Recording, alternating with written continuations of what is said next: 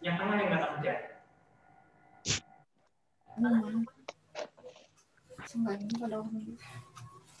Sebasan. Halo, selamat pagi semuanya. Apa kabar? Selamat pagi. Boleh dijawab. Pagi. Pagi, Bu. Selamat Pagi. Mbak Clara. Selamat pagi. Terima kasih sudah datang pada pagi hari ini tepat waktu. Kenapa? Nah, halo Bapak, apa kabar? Baik, Iya. supaya kita bisa langsung Iya, memulai. kenapa? Yes, supaya kita bisa langsung Iya, memulai. kenapa? Saya ingin mengucapkan terima kasih untuk Bapak Ibu Oh, sekalian. pantesan. Udah ini, yang matiin. Ayo. hadir 15 menit lebih awal untuk menyesuaikan dengan fitur Zoom kita. So welcome to the role of LND in the new business situation. Nah, Bapak Ibu semua, kalau Anda menggunakan komputer atau laptop, untuk memastikan nih semuanya join audio, silahkan klik join with computer audio. Jika Anda menggunakan ponsel, silahkan klik izinkan, lalu setelah itu klik izin untuk audio dan video. Atau cari panggilan melalui audio perangkat atau gabung dengan audio. Nah, fitur-fitur yang akan kita gunakan adalah chat, screen sharing, yang nanti akan dilakukan oleh pembicara dan juga saya sebagai moderator. Terus saya minta semuanya saat pembicara sedang berbicara atau menyampaikan presentasi, boleh semuanya di-mute dulu ya. Nanti boleh di-unmute saat ada bagian Q&A. Nah, sekarang saya mau ngeliat nih, kayaknya sudah semuanya di-mute, tapi saya mau lihat apakah semuanya bisa meng-unmute dirinya sendiri dengan cara saya mau tanya, apa kabar semuanya? Semuanya boleh menjawab luar biasa bersama-sama ya. Jangan lupa di-unmute dulu. Oke, saya tanya. 1, 2, 3. Apa kabar semuanya? Luar biasa. Luar biasa. Jadi semua sudah terbiasa ya dengan fitur yang ada di sini. Dan saya juga mau ngetes nih untuk fitur di chatnya. Nah, silahkan di chat. Silahkan temukan fitur chat. Kalau misalkan menggunakan laptop itu ada di bagian bawah. Kalau misalkan menggunakan handphone ada titik tiganya, nanti pilih chat.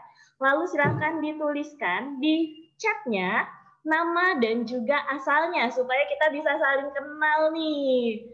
Pesertanya nih datangnya dari mana aja sih? Nah, silahkan saling menyapa dan kita sebarkan energi positifnya di dalam fitur chat kita. Silahkan dimulai. Yuk, saya mau lihat. Wah, selamat pagi. Ada Bapak atau Ibu Anggini dari Jakarta, ada Muhammad Khairuddin, ada Bu Tati, ada Pak Aris. Yes, silahkan. Yang lainnya silahkan dilanjutkan. Tuliskan di chat supaya kita saling tahu semuanya ada siapa sih di sini. Yes, thank you. Sudah banyak yang mulai mengisi fitur chat kita. Sambil menunggu nih semuanya saling berkenalan satu persatu di chatnya, izinkan saya sebagai moderator pada pagi hari ini, saya Clara ingin mengenalkan MDI kepada seluruh peserta yang hadir pada pagi hari ini. MDI atau Management Development International ini bekerja sama dengan 3 lembaga internasional, yaitu TEC, TMI, dan juga Video Art. TEC yang didirikan di Inggris sudah lebih dari 65 tahun berkarya di 60 negara. Jadi katanya jangan macam-macam nih. Takutnya kita kualat nih sama si TEC karena umurnya yang sudah mulai sepuh berkarya di berbagai negara. Nah, kami juga bekerja sama dengan TMI yang fokusnya itu pelayanan pada customer, transformasi organisasi, serta pengembangan diri. Dan MDI juga percaya bahwa orang bisa belajar dengan lebih baik apabila menggunakan semua kemampuan inderanya. Nah, apalagi di musim pandemi ini ya, jadi kita kerjasama juga sama Video Art yang sudah memiliki lebih dari 300 judul skenario untuk melaksanakan training secara visual dengan video. Nah, kalau misalkan nanti penasaran nih, trainingnya seperti apa tuh Mbak Clara? Emang bisa training pakai video? Seberapa efektif sih itu? Bisa ditanyakan langsung kepada PIC atau orang yang mengundang, supaya bisa tahu lebih banyak. Oke. Sebelum saya melanjutkan, saya boleh minta tolong dulu ya untuk Bapak Ibu semua di sini yang belum menyalakan kameranya. Yuk kita nyalain kameranya dulu. Saya sapa dulu nih satu-satu nih. Silahkan dinyalakan kameranya. Di sini saya mau lihat Pak Ivan yang mana sih, Pak Ruli yang mana sih, Ibu Suci yang mana, supaya nanti bisa kita kalau misalkan ketemu nih ya kali di jalan terus bisa, wah kayaknya saya pernah lihat nih di satu acara nih. Silakan dinyalakan semuanya. Oke, terima kasih sudah mulai menyalakan videonya. Dan selamat datang kepada peserta yang berasal dari 74 perusahaan. Wow, 74 perusahaan yang hadir pada pagi hari ini. Ini adalah perusahaan-perusahaan yang hadir, dan maaf saya tidak bisa membacakan satu-satu, soalnya panjang sekali. Takutnya ntar malah sesi sharingnya yang ditunggu-tunggu malah kemakan waktunya. Tapi terima kasih semua peserta, terima kasih semua perwakilan telah menyempatkan hadir pada pagi hari ini, dan saya harap semua bisa mengikuti ini dengan ceria, karena pembicara kita juga adalah pembicara-pembicara yang luar biasa, akan menebarkan energinya dan juga menebarkan apa sih yang mereka sudah persiapkan untuk pagi hari ini. Pada pagi hari ini kita akan berjalan kurang lebih selama 1,5 jam, di mana saya telah membuka acara ini, dan nanti 30 menit selanjutnya akan ada materi mengenai the future of L&D, lalu dilanjutkan dengan learning and development, bagaimana filosofi, strategi, dan juga implementasinya. Lalu kita akan mengumpulkan semua pertanyaan itu di bagian akhir. Jadi 30 menit terakhir akan ada sesi tanya-jawab. Makanya Clara di sini minta tolong Bapak Ibu saat nanti sesi tanya-jawab, silakan tanyakan apa yang ingin ditanyakan.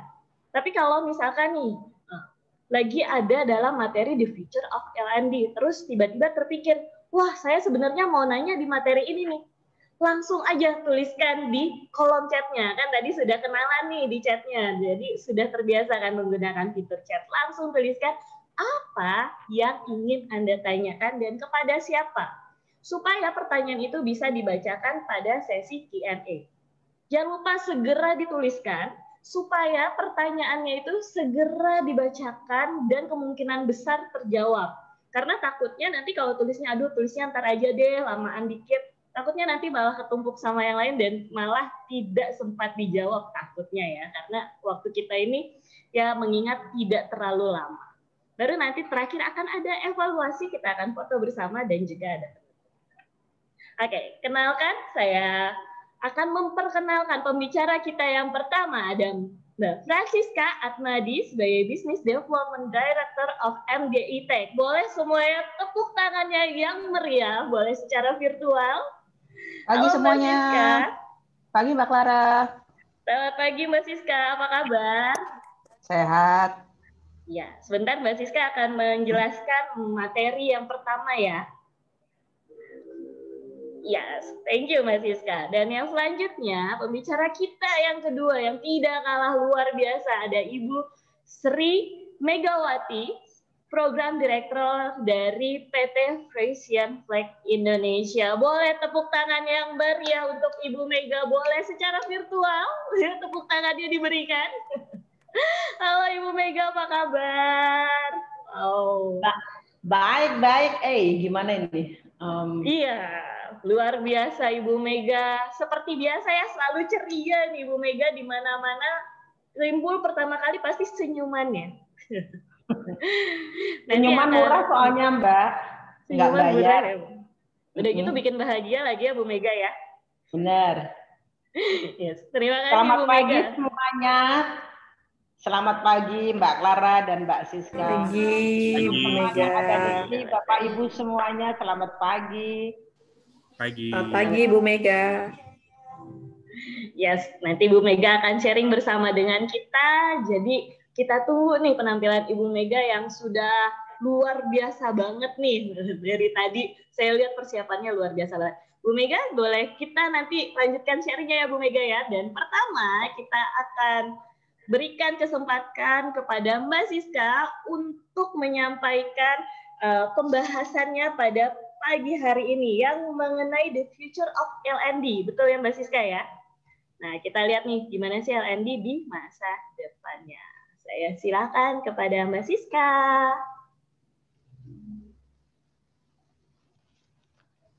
Oke, halo pagi teman-teman. Bisa lihat screen saya? Bisa Bu. Ya, Bu.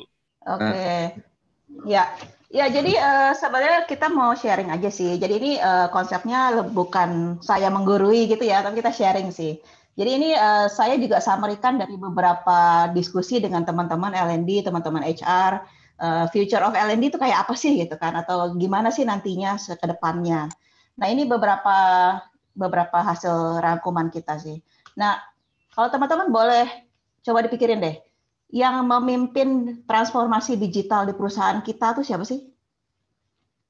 Apakah presidirnya? Apakah direktur IT-nya? Apakah direktur inovasinya?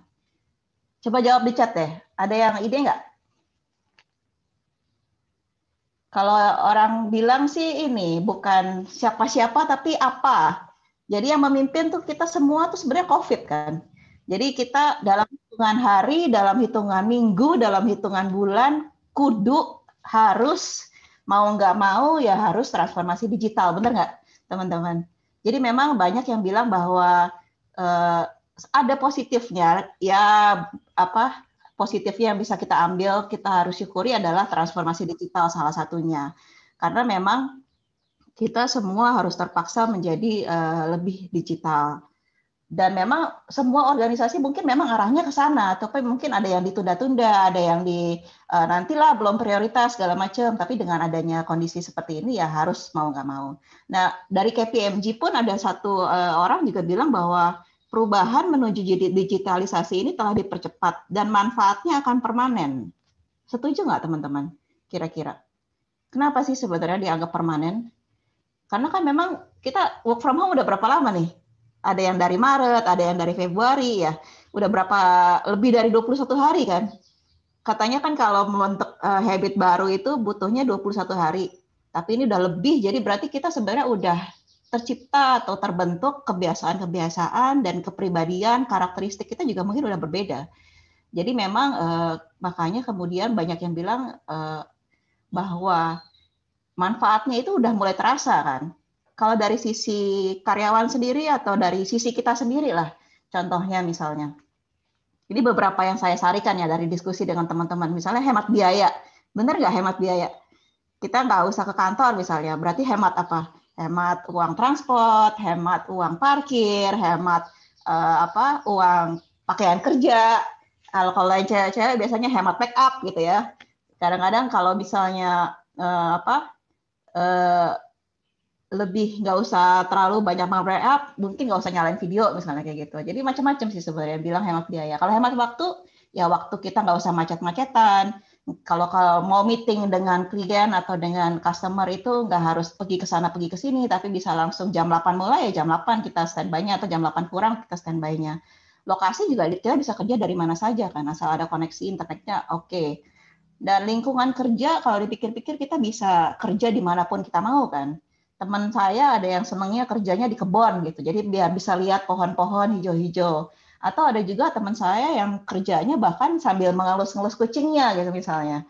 Jadi dia bisa menyesuaikan dengan kondisi yang dia nyaman atau dia biar dia tidak stres. Makanya kemudian banyak yang bilang bahwa dengan kondisi seperti ini tuh kayaknya work-life balance saya jadi makin asik nih gitu.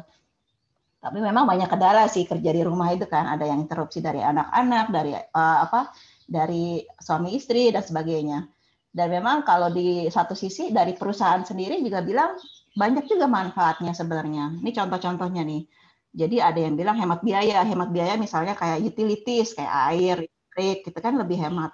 Waktu juga dalam arti waktu itu menjadi lebih efisien. Jadi dalam arti misalnya kita meeting kan misalnya dijadwalin nih, meeting Zoom jam 8 sampai jam 9. Lalu habis itu ada lagi meeting yang lain jam 9 sampai jam 10. Waktu antar meeting dengan meeting yang lain itu juga semakin lebih dekat. Makanya kemudian kita juga memanfaatkan waktu dalam 1 jam itu secara lebih efektif. Jadi banyak yang bilang bahwa jadi kayaknya lebih lebih hemat waktu. Kita juga nggak harus ngangkat laptop pergi ke ruang meeting, nggak harus siap-siap kemana-mana dan seterusnya.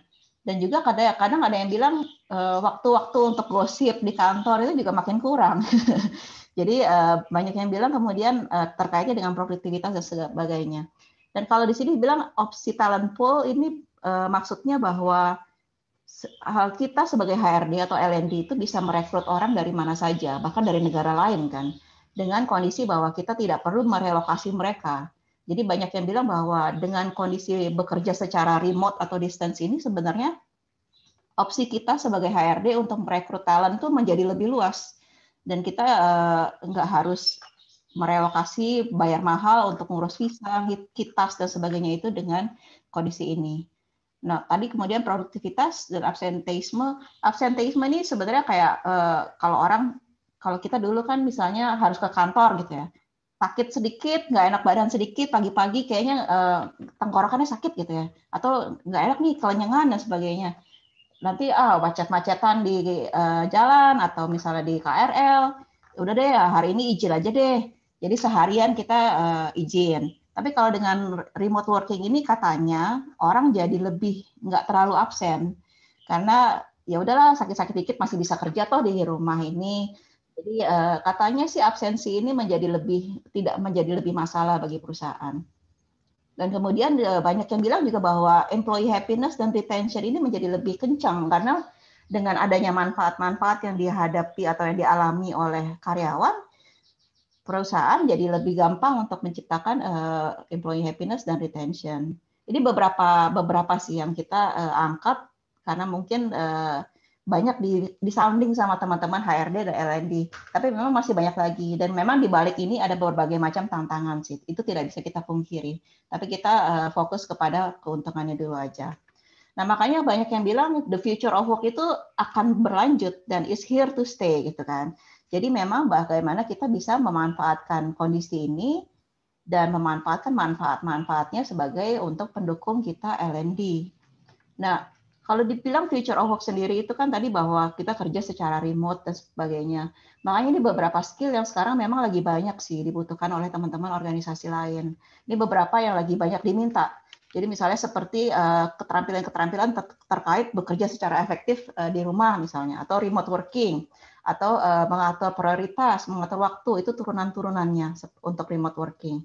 Kalau thinking skill ini karena kita bekerja secara mandiri kan sebenarnya. Jadi teman-teman organisasi banyak kemudian mengembangkan thinking skill, nantinya akan merana kepada bagaimana dia bisa berinovasi dan menyelesaikan masalah secara independen atau mandiri. Dan memang kemudian kalau secara kita bekerja sama dengan tim, berarti nanti akan ada dampaknya ke komunikasi secara virtual, kolaborasi secara virtual, dan ini tidak terlepas dari berbagai macam platform yang ada, tapi juga yang lebih penting adalah mindset dan soft skill-nya sebenarnya. Karena kalau teknisnya sendiri kan sebenarnya orang udah tahu lah. Kayak misalnya pakai Zoom caranya gimana, tapi memanfaatkan Zoom untuk berkolaborasi itu yang lebih sulit.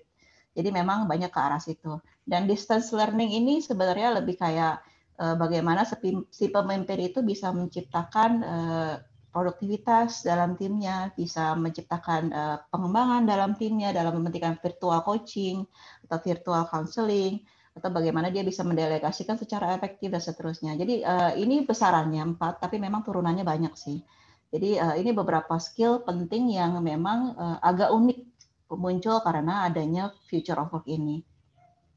Nah, memang karena kan tantangan pengembangan kita saat ini kan sebenarnya ada beberapa hal nih, terutama misalnya kayak physical distancing, social distancing, pembatasan travel, dan lokasi kita kan tersebar-sebar. Ada yang tersebar secara nasional, ada yang tersebar secara beda negara bahkan. Kalau yang di Jakarta pun juga kadang-kadang ada yang beda kantor, beda cabang, beda di rumah misalnya dan seterusnya. Jadi memang itu salah satu tantangan utama. Tapi kemudian ada juga bahwa sekarang masa tuh lagi sulit, kita dituntut untuk produktivitas, target tidak turun dan seterusnya. Jadi kadang-kadang ketika kita mengusulkan L&D atau ada program-program pelatihan, usernya bahkan yang protes kan, nggak bisa dicabut terlalu lama gitu misalnya, atau sales saya biar jualan aja, ini target lagi banyak, nggak bisa diambil dulu waktunya untuk ambil kerja. Jadi itu menjadi satu tantangan terbesar juga. Dan juga kemudian kalau misalnya kita mau bikin program pelatihan tapi pakai virtual, fokusnya gimana, minatnya gimana, nanti monitoringnya gimana, perubahan perilaku dan sebagainya gimana, implementasinya gimana dan seterusnya, itu menjadi pertanyaan-pertanyaan kan. Lalu juga yang diharapkan adalah bahwa karena terutama lokasinya kan tersebar, tapi bagaimana kita bisa menjangkau semuanya secara cepat.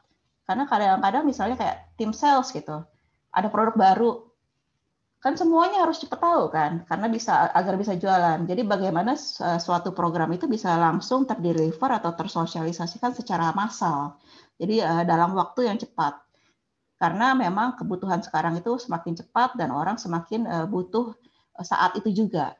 Jadi itu suatu tantangan yang menjadi banyak dibilang bahwa kita sebagai L&D modern itu harus memikirkan hal-hal seperti ini. Nah, kemudian banyak yang kemudian bilang bahwa kita pakai blended solution. Blended itu sebenarnya apa sih kalau teman-teman? Ada yang bilang, kebanyakan sih bilang kalau saya diskusi sama teman-teman L&D atau HRD, oh blended itu berarti kayak blender gitu kan. Semua di mix, ada yang offline, ada yang online. Jadi di benak mereka tuh kebanyakan adalah blended itu campuran antara tatap muka dengan virtual, dengan Zoom misalnya gitu, ada webinar dan sebagainya. Tapi sebenarnya kalau saya boleh sharing, blended solution itu sebenarnya lebih dari hanya campuran antara offline dengan online. Ini ada satu konsep bahwa blended learning itu adalah sebenarnya kita memang medianya itu juga kita campur. Ada yang pakai online, ada yang pakai offline, ada yang pakai video, ada yang pakai podcast, dan seterusnya. Itu campur memang.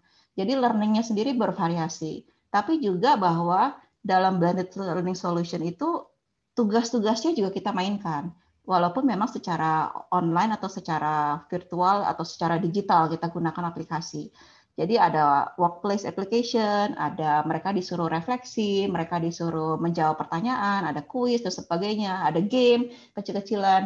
Ini macam-macam. Dan juga kita tugasnya ada yang bentuknya individual, ada yang bentuknya kolaborasi. Jadi misalnya ada grup assignment, ada grup project, ada mereka disuruh sharing dalam komunitas, dalam grupnya. Dan juga kita sendiri sebagai penyelenggara atau L&D harus memberikan supportnya. Jadi supportnya sendiri dalam bentuk individual atau grup mentoring, atau mereka disuruh best practice sharing, dan seterusnya, agar mereka juga bisa saling belajar antar sesama mereka. Jadi sebenarnya kalau blended learning solution ini kaya banget sih teman-teman. Dan ini memang kita udah terapkan di beberapa perusahaan, seperti misalnya nantinya yang akan Bu Mega sharing termasuk di Vision Flah. Jadi memang di FFI ini kita bantu di program SDP, Supervisory Development Program, program MDP, Management Development Program. Ini kita banyak gunakan platform-platform dan banyak gunakan aktivitas-aktivitas virtual. Misalnya seperti virtual game board, misalnya leadership-nya pakai virtual game board, atau ada problem solving-nya pakai virtual problem solving game board. Atau ada juga yang kalau untuk levelnya manager itu kita pakai virtual business game bahkan. Jadi mereka dimasukkan dalam kelompok-kelompok untuk mengambil keputusan sebagai direksi. Jadi mereka nanti akan bertempur dalam hal strategi bisnis dan seterusnya. Jadi macam-macam bentuknya. Nah, blended learning journey itu memang yang menjadi tantangan banyak perusahaan adalah bagaimana merangkainya sih sebenarnya. Dan ini memang kita banyak bantu perusahaan juga. Jadi kalau dibilang blended learning itu memang ada berbagai macam aktivitas. Dan kita memang harus pandai-pandai kita merangkainya itu menjadi suatu pembelajaran yang kontinu dengan benang merah yang jelas, baik jelas bagi panitia maupun jelas bagi peserta sendiri. Karena kalau misalnya tidak jelas, apa yang diharapkan dari peserta juga tidak jelas, mereka akan bisa tengah jalan, bisa tidak tertarik lagi, bisa mereka berhenti dan seterusnya, atau tidak mengerjakan tugasnya dan seterusnya. Jadi memang makanya kemudian kita harus mainkan berbagai macam platform, berbagai macam teknis, dan selalu diukur atau dimonitor secara periodik. Jadi memang kita gunakan ukuran-ukuran dan itu akan diumumkan setiap saat. Nah, jadi kalau dibilang keunggulannya itu apa sih sebenarnya? Tadi sempat dibahas bahwa memang banyak perusahaan yang belum menerapkan blended atau virtual learning karena memang dirasa berbagai macam kelemahannya lah gitu dibandingkan offline. Jadi banyak yang bilang nanti aja deh saya nunggu nanti kalau udah pandeminya selesai kita baru jalan lagi trainingnya. Tapi kemudian berbagai macam perusahaan juga bilang bahwa kita 2020 udah nunggu nih, tapi 2021 kita nggak bisa nunggu lagi. Jadi ada juga beberapa perusahaan yang akhirnya terpaksa merubah menjadi sistem online. Tapi kemudian mereka juga bilang, oh ternyata bisa juga ya. Ternyata nggak yang jelek-jelek banget gitu kalau virtual. Pembelajaran masih asik juga ternyata. Jadi memang ada berbagai macam keunggulan yang mungkin kita tidak sadari. Salah satunya adalah durasinya singkat. Jadi kita ini sebenarnya menjawab tantangan dari user bahwa kita tidak bisa mengambil waktu bekerja mereka atau waktu berjualan mereka terlalu banyak di lapangan. Jadi sehari misalnya cuma 4 jam atau 2 jam atau bahkan beberapa menit kalau misalnya memang nonton video dan seterusnya. Jadi singkat, dalam sehari ke hari ini 2 jam, besok cuma 15 menit, besokannya lagi bisa cuma 1 jam dan seterusnya, tapi continue. Dan ini kemudian menjadi suatu bertahap. Jadi kita kasih sedikit, mereka resapi dulu, mereka pelajari dulu, kemudian baru besokannya kita kasih prinsip berikutnya atau step berikutnya dan seterusnya. Dan ini makanya menjadi kita bisa membangun kebiasaan-kebiasaan positif di teman-teman para pembelajar ini. Karena memang kita bisa kasih singkat, mereka bisa aplikasikan langsung, mentornya atau kita sebagai fasilitator bisa langsung kasih feedback juga, dan ini nantinya akan langsung menuju peningkatan kinerja aktual. Jadi ketika mereka berjualan, kita bisa pandu mereka dalam beberapa tahap misalnya. Dan ini makanya dengan adanya virtual atau digital platform dan seterusnya ini kita akan lebih mudah untuk melakukan one-on-one coaching. Karena memang kita bisa langsung, mereka bisa langsung nanya, kita juga bisa langsung kasih feedback dan seterusnya. Dan mungkin juga bahwa karena ada kebiasaan, dengan adanya gradual, mereka bisa makin meresapi, perubahan perilakunya itu banyak yang bilang menjadi lebih langgeng atau lebih jangka panjang. Jadi daripada training 5 hari duduk di kelas, kita pecah itu menjadi beberapa minggu misalnya. Dan ini kita sambil pandu mereka ketika mereka ketemu customer, ketika mereka ketemu dengan anak buahnya dan seterusnya. Jadi sambil pelan-pelan mereka bisa belajar, bisa nerapin, dan kita bisa membentuk kebiasaan positif yang nantinya akan berujung pada perubahan perilaku yang lebih langgeng. Nah, kalau dibilang bahwa penerapan blended solution ini sebenarnya tidak hanya dalam program-program training. Jadi bisa juga kita juga bantu beberapa perusahaan untuk aplikasikan di beberapa program seperti policy atau proses atau SOP dan sebagainya. Ini banyak kita bantu. Juga ada juga yang beberapa organisasi untuk value. Jadi sosialisasi value, internalisasi value, kita bikin lomba-lomba dalam platform digital dan seterusnya untuk mendukung menghidupkan value dalam keseharian. Ada juga yang sekarang ini banyak untuk new employee induction. Jadi bahkan beberapa program yang tadinya bersifat internal, misalnya kayak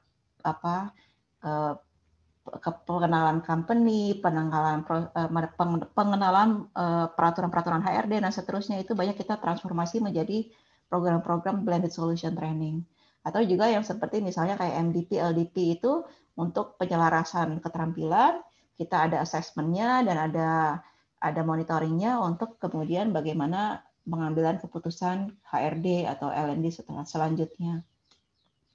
Nah, ini satu contoh sih. Ini satu contoh yang kita terapkan di satu perusahaan juga. Dan memang kayaknya akan bisa banyak karena kebutuhannya agak mirip. Jadi ini bermula dari organisasi tersebut bilang bahwa sel saya tuh tersebar. Produk saya banyak. Jadi sel saya ketika saya rekrut atau ketika mereka sudah berpengalaman tapi kemudian perlu kita asah kembali itu harus cepat. Semua harus cepat dapat hal yang sama, konsisten, dan benar-benar harus langsung mereka bisa terapkan. Jadi ini kemudian kita bentuk suatu namanya Sales Academy. Dan ini Sales Academy ini sebenarnya kita bikin modul-modul kecil-kecil, tapi prinsipnya adalah bahwa mereka belajar sedikit, bite size atau singkat, langsung mereka aplikasikan dalam pekerjaan atau customer aktualnya, lalu kita langsung kasih feedback, lalu mereka dapat program yang baru lagi. Jadi ini learn, apply, feedback ini suatu siklus. Jadi mereka akan alami ini setiap harinya. Dan ini kira-kira sehari itu butuh 10-15 menit per hari. Jadi mereka bisa belajar sebentar, lalu langsung ketemu customer. Mereka belajar sebentar, langsung jualan ke customer dan seterusnya. Jadi memang ini solusi di tengah krisis dan pandemi. Dan memang modul-modulnya juga kita banyak adaptasikan dari proses penjualan mereka secara internal. Jadi memang harus relevan dengan proses penjualannya, dengan relevan dengan tipe customer-nya mereka, agar bisa langsung diterapkan. Dan karena semuanya ini blended-nya ini blended virtual, platformnya platform digital semua, aksesnya bisa dari mana saja. Jadi sales itu tidak harus datang ke learning center, baru kemudian kembali ke visit customer dan seterusnya. Jadi bisa jangkauannya lebih banyak dan lebih luas. Jadi secara besarannya konsepnya adalah week 1 atau minggu 1 itu setiap harinya ada assessment, ada video, ada podcast, ini macam-macam. Jadi misalnya hari pertama ada assessment-nya, lalu nonton video. Hari Selasa misalnya podcast-nya, lalu ada grup chat-nya. Hari Rabu misalnya ada kuis dan seterusnya. Nanti hari Kamisnya baru ada Zoom live facilitated workshop. Jadi nanti untuk merangkum pembelajaran di hari itu, kemudian untuk memandu mereka untuk penerapan di minggu seterusnya dan seterusnya. Jadi nanti setiap hari Jumat misalnya atau setiap hari Senin di awal itu kita ada weekly rankingnya kita umumkan. Jadi mereka akan mengalami ini selama sehari-hari. Jadi setiap kali ada learn, ada apply, dan ada feedback. Kalau ini contohnya sih, jadi kita umumkan misalnya scoring top 5. Ada beberapa perusahaan yang terbatas untuk top 5 aja, ada beberapa perusahaan yang mau semuanya diumumkan. Jadi biar kelihatan siapa yang paling bontot atau siapa yang paling butuh didekati. Jadi ini contoh-contohnya. Karena memang kita ingin membangun kebiasaan-kebiasaan positif sih, terutama persaingan belajar antara mereka sendiri. Jadi kalau di sini kan nanti yang ada peer pressure lah istilahnya gitu. Jadi mereka saling memotivasi, saling mendukung dan sebagainya agar temannya juga bisa maju. Dan budaya belajar yang mandiri juga mengarah pada tanggung jawab sendiri, tanggung jawab accountability, bahwa dia belajar itu sebenarnya untuk dia, untuk saya dan dari saya dan untuk saya lah, itu intinya. Bahwa kalau misalnya saya nggak nyelesain tugas, ya yang rugi adalah saya, nggak bisa ngikutin di materi berikutnya atau agak-agak roaming di materi berikutnya dan seterusnya. Dan juga makanya kemudian kita harus monitornya kencang.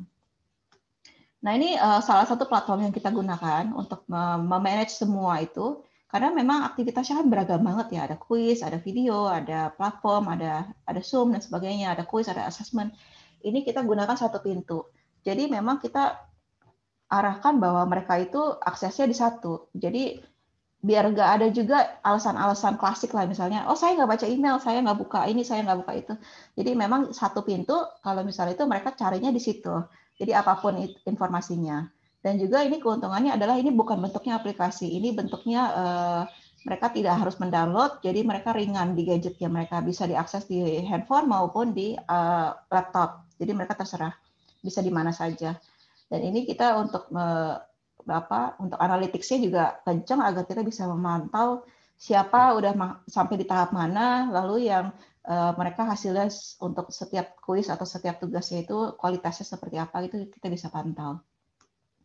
Nah ini contoh journey-nya sih secara lebih detailnya. Jadi saya coba bahas yang minggu pertama aja ya. Jadi minggu pertama misalnya topiknya adalah selling fundamental. Sebelum hari H-nya kita ada suatu sesi singkat, itu kita sebutnya onboarding. Jadi di sini lebih penjelasan teknisnya, penjelasan overall journey-nya, penjelasan platformnya, dan seterusnya. Itu onboarding. Lalu kemudian di hari pertama, misalnya Senin, itu dia ada nonton video, lalu ada suatu tugas untuk self-reflection. Cukup segitu aja. Jadi kira-kira cuma 15 menit kalau mereka misalnya bisa selesaikan. Lalu hari Selasa ada video motivasi penjualan, lalu ada assessment, lalu ada video lagi. Itu hari Selasa tugasnya. Hari Rabu dan seterusnya juga konsep seperti itu. Jadi kecil-kecil, lalu di hari Kamis kita ada virtual workshop yang tujuannya itu lebih untuk penyelarasan, untuk latihan role play-nya, lalu kita langsung kasih feedback. Lalu di hari Jumatnya ada lagi, dan ada kuisnya, lalu kita ngomongkan rankingnya, dan seterusnya.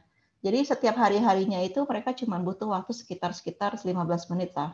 Dan itu akan berlanjut terus selama 3 minggu, yang kemudian kita tutup dengan graduation dan closing. Dan ini salah satu contohnya. Di sini kita atur dengan platform tadi, Training Market ID.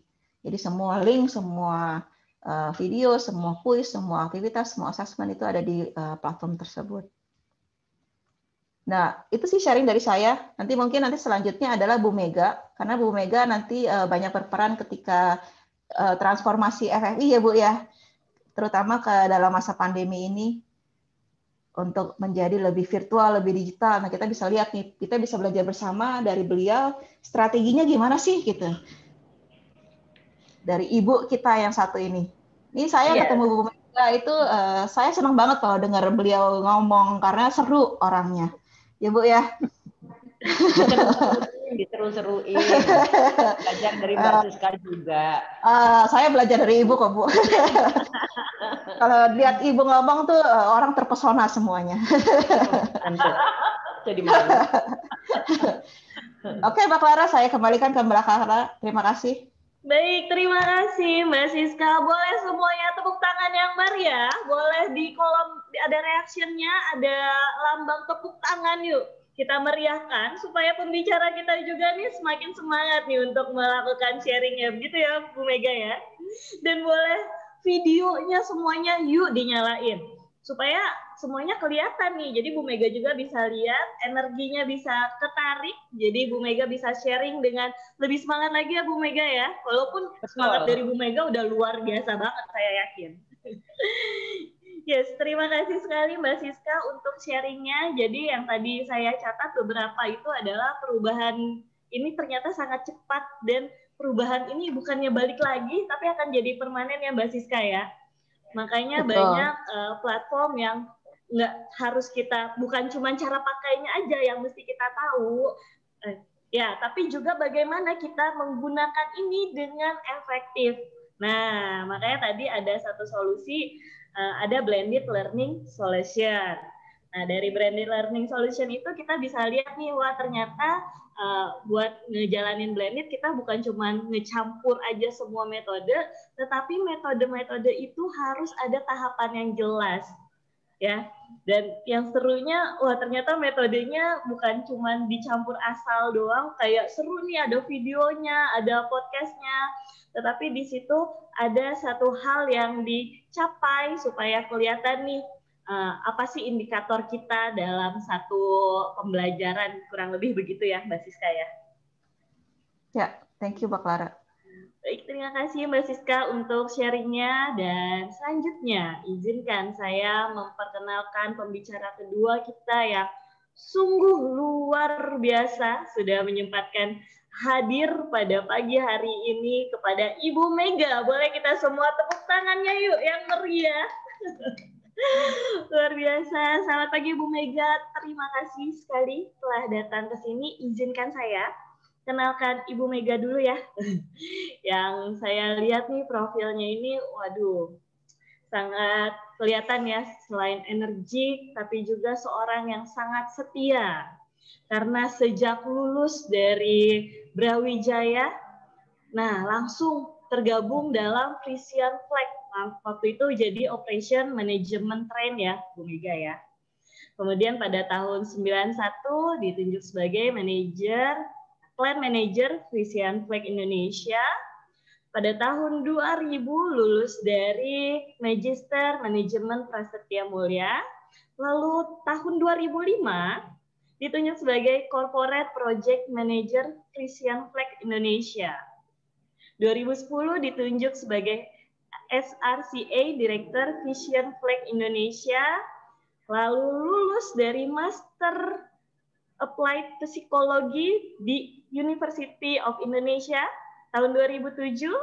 Nah, terakhir 2017, maaf.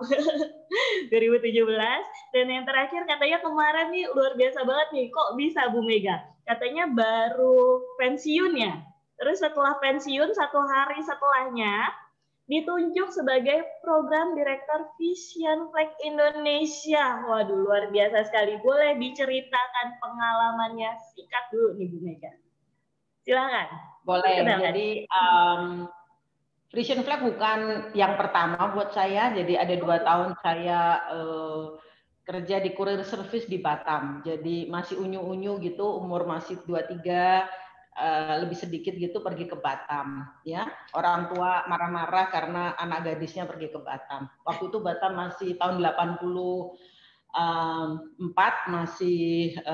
masih ganas ceritanya. Jadi akhirnya 2 tahun kemudian saya balik ke Jakarta, terus sesuai dengan yang tadi sudah ditunjukkan. tahun 2017 saya memang senang belajar ya, tahun 1998 pada saat ada krisis ya, pekerjaan di kantor agak-agak longgar gitu. Jadi kalau aku nggak sibuk itu aku bingung. Jadi aku akhirnya sekolah lagi, ambil di Prastia Mulia. Lulus tahun 2000. Kemudian tahun 2015 akunya itu udah 5 tahun sebagai HR Director, terus kemudian udah hampir kayak autopilot gitu. Wah, mesti ngapain ya? Belajar lagi psikologi ya, atau biar lebih tahu ilmu manusia. Akhirnya lulus tahun 2017. Terus sangat-sangat menyenangkan. Belajar itu buat saya menyenangkan. Emang yang luar biasa yang tidak pernah saya sangka adalah karena memang tanggal 8 Desember itu saya pensiun, tetapi sehari sesudahnya langsung diangkat jadi program director untuk mengerjakan sebuah mega proyek. Meganya bukan karena aku ya, mega besar ya, atau mega proyek. Pembangunan pabrik baru yang akan kita lakukan di Cikarang ya, dan ini proyek yang lumayan besar. Jadi agak-agak apa sih waktu itu kaget juga waktu diminta untuk ke sana. Emang melalui juga beberapa interview kayak orang lamar kerjaan gitu ya. Bisa dibayangkan nggak sih seorang human resource director yang tidak pernah buat CV. Saya nggak pernah buat CV seumur-umur, kan buat CV-nya di 34 tahun yang lalu ya. Habis itu kan udah nggak pernah buat CV. Dan pada saat ada tawaran di situ saya harus buat CV lagi, di interview lagi, berbagai, udah kayak orang mau ini. Nah, ya namanya juga mau pensiun, di interview ya oke-oke aja lah, masuk ya syukur, enggak ya nggak apa-apa, orang udah mau pensiun ini. Duh masuk, nah kaget sendiri ya kan. Ya sudah, karena saya senang bekerja, saya terima dengan sukacita. Dan sekarang saya jadi program director, jadi memimpin proyek pembangunan pabrik baru untuk Vision Flag Indonesia. Itu ceritanya, Mbak Siska. Wow, keren sekali Ibu Mega. Keren sekali Ibu Mega. Nah, kalau gitu saya langsung persilahkan saja Ibu Mega untuk memaparkan materi yang sudah dipersediakan ya. Dan saya ingin mengingatkan untuk peserta, silahkan kalau ada pertanyaan langsung ditulis aja di kolom chatnya sebelum lupa. Tadi di sesinya Mbak Siska ada pertanyaan, silahkan dituliskan. Karena jangan lupa kita waktunya sangat singkat sebenarnya. Jadi kalau nanyanya nanti takutnya nggak kebaca nih ya Bu Mega ya. Malah nanti nggak kejawab. Yes, baik. Sebelumnya saya mau ini dulu deh, terima kasih dulu sama MDI karena memang saya ditanya oleh Pak Ferry mau sharing session nggak? Nah aku ini senang banget gitu kan, dan buat saya walaupun sudah nggak di HR lagi melainkan pegang project, tapi kalau ada yang nawarin untuk sharing session saya selalu suka karena buat saya itu ini saya anggap sebagai apa kalau dibilang shape the show ya, jadi mesti mengasah lagi gitu kan, mesti pada saat membuat materi kan harus kayak belajar lagi. Jadi buat saya sharing session ini tidak hanya saya senang karena apa sih bisa memberikan pengalaman saya, tetapi saya juga yakin pada saat dari mempersiapkan pun saya sudah apa sih kayak belajar lagi, terus kemudian nanti pada saat ada diskusi juga pastinya akan belajar lagi bareng-bareng gitu kan. Jadi terima kasih MDI yang sudah mengundang saya untuk memberikan sharing session hari ini. Nah, tadi kalau Mbak Siska ngomong mengenai blended learning, ya menurut aku itu memang benar banget. Sekarang ini kalau kita nggak melakukan blended learning ya mungkin bisa ketinggalan ya. Karena kalau kita masih berharap-harap terus face to face meeting ya, aduh udah kemungkinan nggak balik lagi karena kita belum tahu nih pandemi itu sampai kapan sih. Pikir-pikir waktu itu iyalah nanti mungkin akhir tahun juga udah mulai mereda gitu. Nggak taunya awal tahun sampai 14.000. Dan pagi tadi saya sedih juga karena Wakil Gubernur Indonesia, Jakarta kok Indonesia, Wakil Gubernur Jakarta, dia bilang menyiapkan 1.500 makam baru karena memang sudah tidak mencukupi. Jadi memang mesti melakukan blended learning.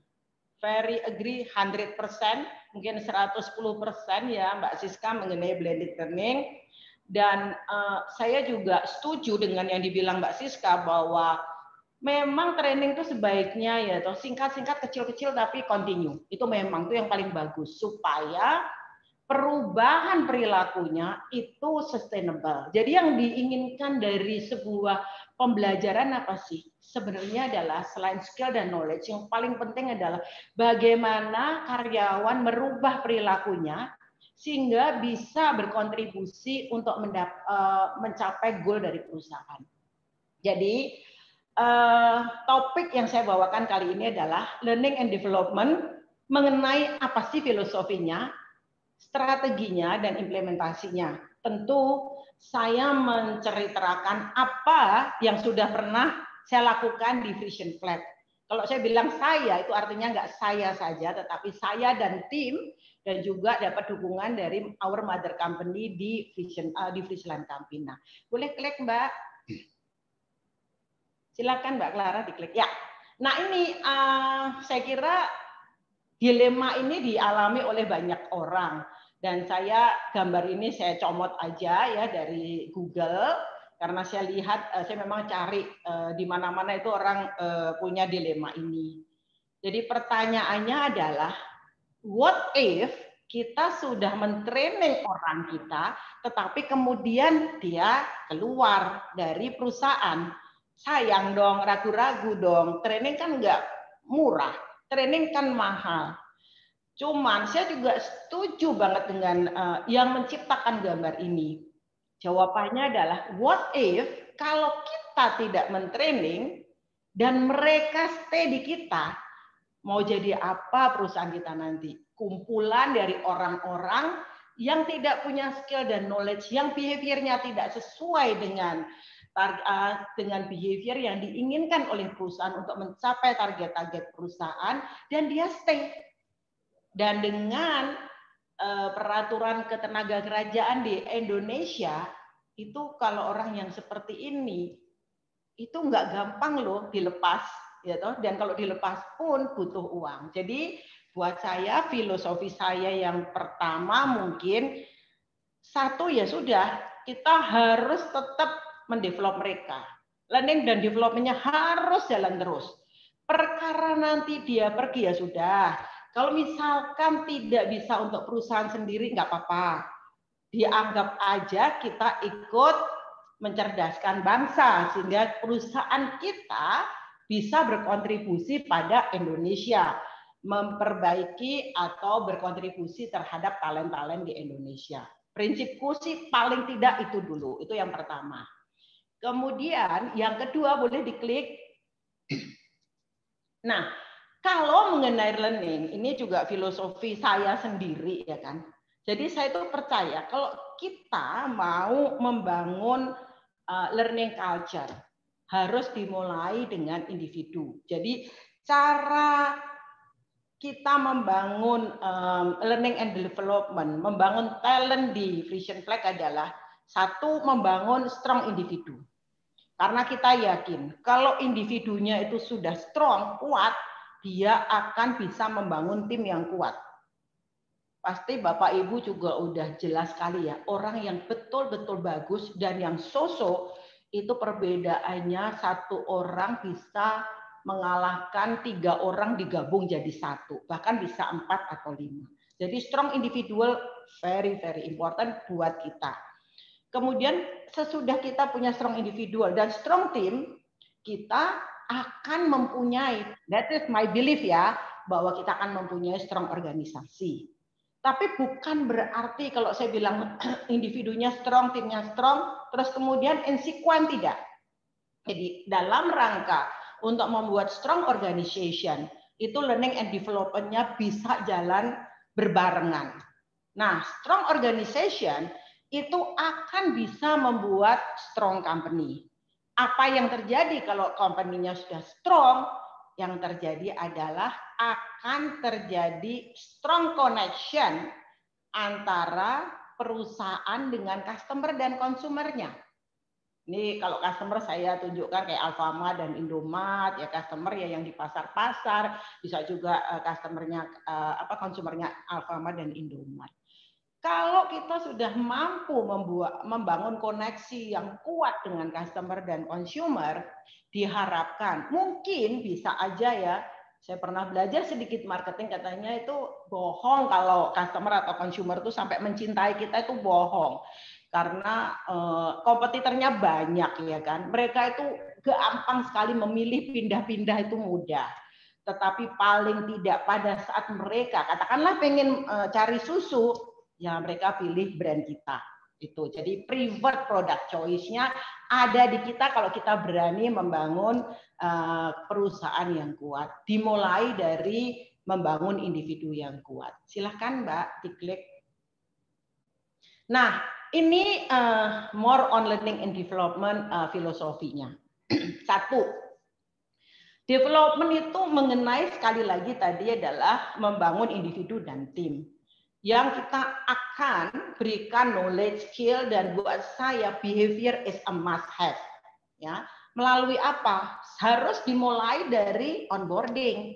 Bahkan mungkin dimulai dari pada saat kita mau merekrut, itu udah kita cari dulu yang pas sama kita. Kemudian ada employee journey, bisa juga dengan segala macam direction, guidance, change management process. Nah, kemudian itu juga penting ya untuk dalam hal learning dan development ini menginvolve semua business function leader ya untuk mendevelop learning dan development dan program-programnya ya. Karena learning dan development ini itu berhubungan tentu dengan performance. Jadi kenapa kita membangun learning dan development, program-program kita bangun itu untuk membuat performance dari perusahaan menjadi bagus. Ya, sehingga kita lakukannya harus melalui setiap fungsional dari organisasi itu sendiri. Nah, yang keempat, jadi setiap individu yang sudah kita berikan training itu nggak boleh dipilih-pilih gitu ya. Oke, aku lebih suka yang ini sih. Ya, lebih baik ini adalah departemen ini favorit aku, terus si A ini favorit aku, kita kasih terus, enggak. Jadi mesti fair. Setiap orang punya opportunity yang sama. Saya tuh bahkan kalau untuk HR itu kan gampang banget ya, karena orang HR ini kan yang mengerti semuanya. Jadi mudah sekali mereka akan oke, sebaiknya kita training orang HR di sini di situ. Saya bilang hehe, nggak boleh juga dong setiap kali cuma orang HR gitu loh. Jadi mesti balance, nggak boleh orang HR didulukan. Tetapi juga orang-orang yang lain mau sales, marketing, operation dan sebagainya. Nah, yang ingin saya garis bawahi di dalam filosofi nomor 4 bahwa learning itu walaupun kita melakukan program, tetapi tanggung jawabnya tetap ada di individu. Karena kita butuh komitmen mereka, ya, dan mereka harus punya motivasi untuk mendevelop sendiri. Yang paling parah adalah kita ngasih gerujukin learning, tapi pada orang yang nggak kepengen berkembang, susah itu, ya. Nah, di learning dan development tadi saya udah bilang juga mesti melalui onboarding, kita juga melihat compliance, performance dan development-nya itu selalu ongoing proses. Jadi kalau training sendiri secara filosofi itu digunakan untuk mencapai target yang short term. Sedangkan kalau development lebih kepada career growth. Ya, jadi sekarang bagaimana mengukur efikasinya? Jadi kesahihan dari training itu diukur dari mana? Buat aku gampang aja. Ya dilihat aja dari performance goal-nya dari perusahaan. Tercapai apa enggak? Goal-nya hit apa enggak? Kalau hit berarti oke, kalau enggak ya enggak oke gitu loh. Cuman kalau pengen melihat kira-kira kalau misalkan belum tercapai, karena kadang-kadang nggak tercapainya ya mungkin kompetitornya lebih bagus dan sebagainya, bisa saja. Tapi kemudian kita bisa bertanya apakah setiap individu di dalam perusahaan itu bisa hit the target itu lebih mudah. Tapi bukan dengan jalan targetnya yang diturunkan, bukan. Ya, tetapi apakah itu memang bisa mereka hit lebih gampang, iya atau tidak. Terus yang kedua adalah apakah memang kalau dilihat performance-nya improve, mungkin tidak sampai memenuhi targetnya, tetapi ada perubahan. Ya, jadi itu yang bisa kita lihat. Yang terakhir adalah apakah memang ada komitmen dari setiap individu. Nah, efek dari learning and development ini biasanya transformatif. Enggak langsung jelek sekali di training, besoknya langsung bagus ya. Atau kalau itu ada resep kayak gitu, saya juga mau. Oke. Makanya tadi Mbak Siska juga bilang kan, blended learning itu gradual sifatnya ya Mbak ya. Makanya sebaiknya memang singkat tapi terus-terusan, daripada 5 hari blek habis itu nggak ada apa-apa. Nah, itu nggak akan sustain karena dibutuhkan 21 hari ya Mbak Siska untuk merubah perilaku. Silakan terusin, klik lagi. Oke, jadi pertanyaannya juga ya kan, apakah karyawan itu harus senang belajar? Harus nggak itu karyawan harus senang, ya kan? Kalau ya toh misalkan dia nggak senang, bagaimana mereka akan termotivasi untuk belajar? Jadi sebenarnya jawabannya memang ya harus senang. Jawabannya tuh harus senang. Cuman kan nggak semuanya senang ya. Benar nggak? Nanti saya akan jelaskan kalau nggak semuanya senang seperti apa. Karena kan performance itu kalau ingin diperbaiki kan harus sekali lagi terus-terusan, gradual tapi nggak boleh putus ya kan. Dan learning-nya tuh terjadi kalau mereka merasa terengage. Ya, cuman kemudian harus ada terjadi kalau ada hal-hal yang kita dorong supaya bisa ke arah sana. Jadi nggak bisa ya udah pokoknya kamu harus committed, kamu harus termotivasi, harusnya banyak tapi nggak bisa. Coba kita lihat sekarang, klik lagi Mbak. Apa yang harus kita lakukan? Nah ini aku paling suka mengibaratkan, dari tadi aku udah ngeliatin pohon ya kan, tadi aku kasih bunga-bunga gitu kan. Aku mengibaratkan ini kayak pohon apel gitu. Nah kalau ini caranya bagaimana sih supaya karyawan itu excited gitu ya untuk belajar. Jadi ada sifat-sifat karyawan, 3 sifat karyawan yang bisa kita lihat. 1 adalah yang I do not display the behavior. Jadi ingin belajar pun dia enggak. Yang kedua, I display the behavior because I have to. Jadi harus. Yang kita inginkan adalah I display the behavior because I want to. Itu yang kita inginkan sebenarnya. Ya, makanya di pohon apel ini apelnya aku taruh yang di I want to. Nah, di kita ini believe kalau orang mau melakukan sesuatu nggak cuma learning aja ya, itu kalau ada yang dibilang ini rumusnya ABC, autonomous, belonging, sama competence. Autonomous adalah ada freedom, jadi dia nggak cuma dipaksa-paksa terus, tapi dia ada freedom untuk memutuskan untuk dirinya sendiri. Tentu freedom kalau di dalam perusahaan harus ada boundaries-nya. Jadi freedom in a frame, ya. Kalau belonging lah ini yang kita butuhkan adalah engagement tadi. Kalau competence adalah bahwa kalau dia merasa mampu untuk belajar, dia akan mau belajar. Dan biasanya begitu dia belajar, skill knowledge-nya naik, dia akan tambah senang lagi belajar. Jadi ini memang kadang-kadang bisa kayak mana ayam, mana telurnya duluan gitu kan. Tapi kita believe bahwa dengan rumus ABC ini kita bisa membuat orang excited untuk learning. Nah, saya tambah ada apel di luar pohon ini tadi ya kan. Ini yang saya selalu gembar-gemborkan adalah growth mindset and behavior.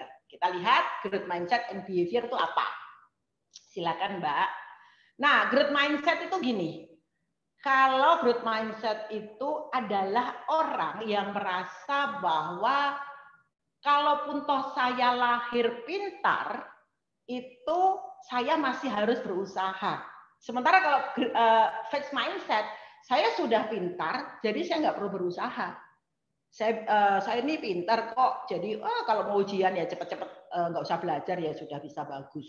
Nah, itu adalah orang yang punya fixed mindset. Kalau growth mindset, enggak. walaupun saya pintar, saya akan belajar. Apalagi kalau saya nggak pintar. Kalau saya nggak pintar, ya saya harus lebih bisa belajar lagi. Nah, growth mindset itu juga ditandai dengan orang yang memang mau bekerja keras, ya, dan mau selalu berusaha supaya goalnya tercapai. Sementara seperti tadi saya bilang, kalau fixed mindset, ya dia mengandalkan talentnya saja. Karena saya udah bisa. Nah itu banyak banget, makanya orang yang dulunya juara kelas gitu, begitu masuk ke lapangan kerja belum tentu dia oke. Ya. Kemudian growth mindset itu menganggap failure atau kegagalan itu sebagai motivasi untuk belajar lebih banyak lagi. Ya, tetapi kalau orang yang punya fixed mindset, kegagalan itu dianggap sebagai kesalahan orang lain atau karena situasinya. Pandemi sih, jadi gimana kita mau jualan? Ya kan nggak bisa, gitu kan? Gitu. Terus feedback itu oleh orang yang growth mindset dianggap sebagai opportunity untuk memperbaiki diri. Sementara untuk orang yang fixed mindset, feedback itu dianggapnya negatif dan biasanya di-ignore. Feedback ini penting banget kalau kita pengen berkembang, kita tidak akan bisa berkembang tanpa feedback. Kalau kita selalu merasa sudah pintar, jadi saya itu kalau ngelihat karyawan sudah merasa udah di sini, aduh gimana mau dikembangkan lagi karena dia udah merasa pintar. Yang harus ingat adalah di atas langit masih ada langit kan gitu. Jadi dan biasanya growth mindset berani mengkonfrontasi perbedaan supaya bisa mengimprove. Sementara kalau fixed mindset adalah run away. Makanya kalau saya sendiri, saya itu nggak pernah punya jargon talent gitu ya kan. Karena kalau udah, dan seringkali juga saya dapatkan orang yang sudah kita label, katakanlah dia menjadi future leader kita, seringkali gagal karena dia merasa I am already in the pool, dah titik. Dan saya sudah punya tiket untuk naik, no way. The fact you are in the pool, indeed, we recognize bahwa dirimu bagus. However, it is just a start. You still have to continue to learn. Nah, itu yang namanya growth mindset. Klik, Mbak. Terusin, boleh? Nah, ini sekarang saya mau masuk ke vision flag sekarang ya. Kalau tadi itu masih filosofi dan sebagainya, ini vision flag. Jadi, our talent vision itu adalah talent enabler-nya adalah unlocking your full potential to make us win. Jadi kita memang punya yang namanya win-win mindset and behavior. Jadi mindset dan behavior kita atau value kita adalah win-win. Our talent promise itu adalah no risk growth. We believe in harnessing the talent of every employee in the perfect way. Jadi kita selalu setiap individu kita mencoba kembangkan supaya menjadi individu yang kuat tadi. Klik, Mbak. Nah, ini adalah strategi kita. Jadi sekali lagi, kalau kita mau learning and development kan urusannya dengan performance. Jadi strateginya juga harus align dengan overall business strategy. Di tempat kita itu ada 3 hal tujuan dari perusahaan, yaitu giving nutrition for Indonesian family. Karena kan kita di pabrik susu nih. Kemudian kita ini juga menerima susu dari 15.000 atau hampir 20.000 peternak-peternak sapi di seluruh Indonesia. Nah, kita juga giving better life for our farmer. Jadi kita punya banyak program-program untuk membuat mereka atau peternak-peternak itu memperoleh better life. Karena kalau tidak, kita khawatir sumber raw material kita bisa tidak sustainable. Karena kan kalau orang-orang nggak mau jadi peternak nih karena penghasilannya sedikit ya toh, kita bisa susah karena peternak-peternak di Indonesia juga udah aging. Anak-anak muda lebih suka pergi ya kerja di pabrik, kerja di bank, kerja di industri-industri yang lainnya gitu kan, sehingga kita membuat banyak program di sana. Yang ketiga adalah for now and generation to come, itu artinya apapun juga yang kita lakukan, kita harus tidak boleh merusak alam. Jadi harus ada sustainability. Jadi flaggers itu adalah sebutan dari karyawan Frisian Flag itu menyebut dirinya flaggers. Bukan saya yang memberikan, enggak, tapi mereka sendiri menyebut dirinya flagger. Jadi flagger itu selalu harus fokus ke nutrisi, ke peternak, dan juga ke sustainability. Nah, pelajaran pertama kalau orang masuk di Frisian Flag ya harus tahu nutrisi itu apa. Gitu. Yang kedua, strategi kita adalah kalau learning dan development itu harus mulai dari pimpinan. Makanya kita punya leadership development program dari top management yang dilakukan langsung oleh Friesland Campina, juga ada future leader juga oleh Friesland Campina, kemudian di lokal sendiri ada yang namanya manager development program dan supervisor development program yang dibantu oleh MDI. Terima kasih ya Mbak Siska dan tim MDI yang sudah menelurkan berpuluh-puluh manajer dan berpuluh-puluh supervisor yang ada mungkin sudah ratusan sekarang karena kita bekerja sama sudah cukup lama. Nah, yang ketiga itu kalau learning dan development aku yakin semua perusahaan sudah melakukannya, selalu dimulai dengan identifying requirement dari seluruh function.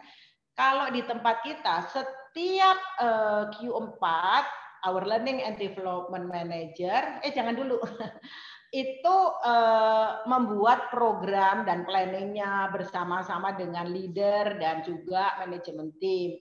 Dan dia memang namanya Ibu Teti, ya kan? Itu dia akan kombinasi ini dengan program-program dari mother company Friesland Campina. Nah, learning dan development itu juga harus mempunyai tool-tool yang memang harus kita tool secara secara fisik kayak misalkan kalau kita lebih banyak pakai MS Team tidak pakai Zoom ya kan. Tetapi juga tool yang saya maksudkan juga leadership exercise, leadership coaching, case study analysis Tetapi yang paling besar memang adalah tetap on the job training. Klik Mbak. Oke, sekarang bagaimana L&D rule kita untuk attracting high potential? Satu, kita mempunyai yang namanya Flagger Ambassador. Ya, jadi Flagger Ambassador ini kita masukkan ke LinkedIn, kita taruh di Instagram dan berbagai online, ya kan? Jadi kita setiap periode menampilkan siapa-siapa saja Flagger Ambassador, kemudian dia menceritakan pengalaman dia bekerja di Vision Flag seperti apa. Kalau yang ini adalah Pak Yonatan ini IT manager kita, kemudian kalau Grace ini adalah HRBP, kalau Mbak Gusti ini ada di purchasing. Silakan diklik lagi.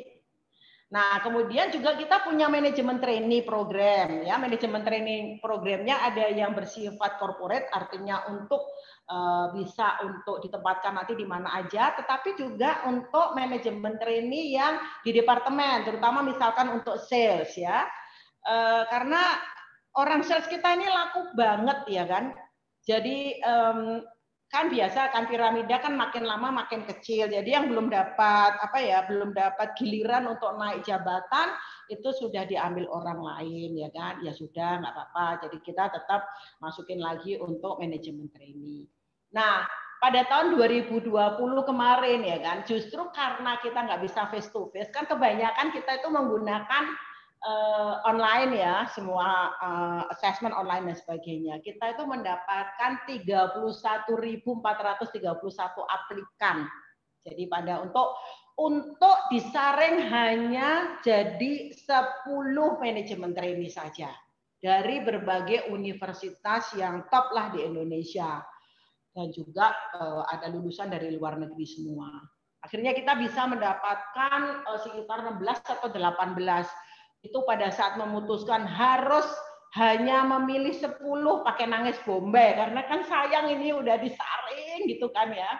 Tapi kan kita nggak bisa merekrut sebanyak-banyaknya, nggak bisa ya kan. Dilanjutkan, klik. Nah, kalau sudah datang itu kita punya welcoming newcomer, ya kan? Welcoming newcomer.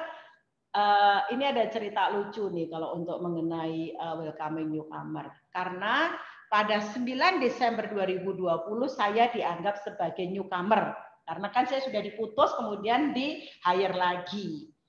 Hal pertama yang saya dapatkan adalah welcome dari CEO dari sana, ya kan? Terus kemudian saya digerujukin ini sama learning, jadi online learningnya banyak banget gitu kan. Saya hitung-hitung itu ada 15. Jadi kalau dulunya saya melakukan learning itu ya memang tiap kali ada program kan kita harus ikut. Sekarang benar-benar saya merasakan ya sesudah 34 tahun saya merasakan jadi pegawai baru seperti apa, ya. Dan ada 15 learning yang harus saya selesaikan. Puji Tuhan saya udah menyelesaikan 9, jadi masih ada 6 lagi. Oke, klik lagi. Selain itu kita juga punya yang namanya employee journey Friesland Campina. Pada prinsipnya kita ingin setiap orang yang masuk itu I feel valued and I matter gitu. Jadi kita berikan perlakuan yang terbaik, sesimpel ya kan. Kalau dia join di kita, terus kemudian secara fisik dia datang ke kita itu di hari pertama itu yang namanya komputer juga sudah ada, terus ada orang yang menyambut dan sebagainya. Sesederhana itu, dimulainya dari situ. Kemudian tentunya ada onboarding period ya offline dan online. Nah, di kita itu kita tekankan juga bahwa kalau once you come to Frisian Flag itu ada 3 hal. Kita bekerja dengan transparan, kita juga harus menaruh respect one and another, dan yang ketiga adalah integritas. Nah, kita juga perhatikan bahkan orang mau pergi pun kita masih urusin, ya kan? Kenapa kita urusin orang pergi? Satu, yang namanya orang pergi dari Frisian Flag kan bukan berarti terus kita nggak berteman ya toh. Jadi secara personal masih temenan, tetapi orang itu sendiri juga kita tanya kenapa sih pergi gitu loh, supaya kita bisa memperbaiki untuk bagaimana kita bisa meretain. Kalau perginya itu karena dia dapat jabatan baru, gajinya naik 50%, ya sudahlah, saya bangga melepaskannya kan gitu. Kalau cuma naiknya sedikit aku bilang, ih kok cuma dikit sih, malu dong gitu kan. Bukannya nanti aja gitu. Oke, kita terusin. Klik. Nah, kemudian bagaimana sih kita, ini kok jadi nggak kelihatan gitu ya continuous dialognya ya. Melakukan performance management kita. Oke? Nah, performance management kita sama dengan performance management kebanyakan perusahaan. Cuman aku nggak tahu ya, jadi dimulainya dari objective setting ya kan, sampai dengan year end review. Gimana nanti akan menentukan rewardnya. Cuman saya nggak tahu apakah setiap perusahaan yang teman-teman sekarang ada di sini, Bapak Ibu yang mendengarkan sharing ini, apakah Anda sudah melakukannya dengan continuous dialog? Karena kalau di Frisian Flag itu dan Friesland Campina kita itu sudah tidak menggunakan mid-year review lagi, kita udah nggak gunakan. Filosofinya kenapa kita nggak mau menggunakan itu? Nah kalau sangat simpel, feedback itu kita lakukan secepatnya, jangan menunda feedback. Supaya apa? Supaya klaritanya lebih besar, supaya juga lebih mendekatkan antara objektif dan actual performance-nya. Kalau misalkan udah lacking di bulan pertama, kedua, terus kita tunggu akhir tahun, kemungkinan mereka nanti tidak akan mencapai target. Sehingga dengan adanya continuous dialog, itu diharapkan akan ada kecepatannya akan lebih cepat dan teman-teman ini akan lebih cepat mengerti, oh saya kekurangannya di sini, oh saya sudah bagus di ini, oh saya harus belajar ini lagi. Sehingga kita melihat bahwa dengan continuous dialog ternyata bisa mendorong personal growth dari teman-teman dan tentunya meningkatkan engagement karena ngobrolnya antara atasan dan bawahan nggak tunggu pertengahan tahun, tetapi setiap saat mereka sudah bisa melakukannya. Boleh diklik. Nah, jadi kita ada jargon gini, dare to own your development and career. Karena memang seperti tadi saya bilang, yang namanya development dan karir itu adalah tanggung jawab semua individu. Jadi ini ditekankan bahwa employee take full ownership untuk development dari karirnya dia sendiri. Ya. Nah, bagaimana dengan manajer? Manajer itu mensupport, men-encourage, ya, no? Dan kalau perlu juga, kalau ada lowongan di mana kita beritahukan kalau dianya nggak tahu. Biasanya kalau kita ada lowongan, kita umumkan dulu sebelum kita ambil dari luar. Walaupun HR kan punya talent pool, jadi sebenarnya bisa juga diambil di situ. Klik, Mbak. Nah, jadi sesudah kita melakukan itu semua, sebenarnya kuncinya di mana sih untuk learning and development? Buat saya senang sekali menggunakan chemistry methodology. Ya, jadi bagaimana kita harus membuild kompetensi. Jadi chemistry methodology ini kalau di Google juga dia akan keluar, ya kan? Itu dimulai ada 5 blok, building blocknya. Satu adalah kapasitas. Kapasitas ini kayak IQ-nya kita gitu kan. Yang kedua adalah personality. Personality itu kayak kita itu senangnya itu bekerja seperti apa sih? Apakah lebih senang di tim atau menyendiri, ya kan? Seperti itu. Terus motivasi, semua orang tahu apa itu motivasi. Apa sih yang membuat kita mempunyai energi? Misalkan kalau saya mau memulai hari ini bekerja, kenapa sih saya mau bekerja hari ini? Apa yang membuat saya mau bekerja? Terus kemudian yang keempat adalah kompetensi. Apa sih yang kita lakukan ya di waktu-waktu itu. Jadi kompetensi itu dibangun dari nantinya knowledge dan skill. Oke? Knowledge dan skill adalah apa yang kita tahu dan apa yang kita lakukan. Jadi kalau hanya tahu saja tetapi tidak bisa melakukannya itu bukan knowledge dan skill. Nah, jadi setiap orang yang punya kapasitas tinggi tentu dia akan lebih gampang mengembangkan blok-blok yang lain. Kalau kapasitasnya rendah, sebenarnya nggak apa-apa, asal mau bekerja keras untuk mengembangkan blok-blok yang lain. Karena kapasitas ini kayak IQ ya, udah pemberian Tuhan jadi susah. Cuman bukan berarti orang yang kapasitasnya rendah tidak bisa sukses, bisa banget. Jadi kalau kita lihat dari kiri ke kanan, kapasitas paling sulit untuk dirombak ya. Walaupun aku baca ada penelitian di mana sebenarnya kalau brain kita itu kita gunakan terus, itu juga nerve-nya, saraf-sarafnya itu berkembang dengan baik gitu loh. Sehingga ya bisa meningkatkan. Aku tapi belum tahu, nggak bisa ngeklaim seperti itu. Jadi yang paling kiri itu yang paling sulit untuk diubah, makin ke kanan makin mudah. Jadi yang paling mudah adalah knowledge dan skill, paling mudah itu. Jadi kalau yang kapasitasnya merasa nggak terlalu besar, nggak apa-apa, kencengin aja di knowledge dan skill-nya. Dan juga kencengin di motivasinya. Aku nggak pernah lihat orang yang mau bekerja keras tidak berhasil. Biasanya orang yang bekerja keras berhasil. Ingat growth mindset. Sementara orang yang pintar tapi tidak mau kerja keras, jatuh ke fixed mindset, nggak berhasil. Silakan diklik lagi. Nah, bagaimana kita supaya memastikan, jadi walaupun learning dan development adalah tanggung jawab masing-masing individu, kita memberikan sistem. Jadi biasanya kita melihat kompetensi orang itu ada di mana dengan cara di-assess. Kemudian kita bandingkan dengan standar kompetensi kita. Ya, kita juga punya yang namanya Carel, kita lihat kapasitas mereka di mana, ambisi di mana, relationship mana, learning mana. Kalau sudah dibandingkan nih antara hasil assessment sama kompetensinya, gap-nya ada di mana? Nah, gap-nya itulah yang dibicarakan di dalam continuous dialog. Paling tidak harus 4 kali 1 tahun, dan kemudian dari situlah ada yang namanya personal development plan. Jadi personal development plan itu dimulai nggak hanya pada saat objective setting, di objective setting menentukan target, berhenti nggak, sekalian kita melakukan personal development plan yang selalu akan ditinjau pada saat adanya continuous dialog.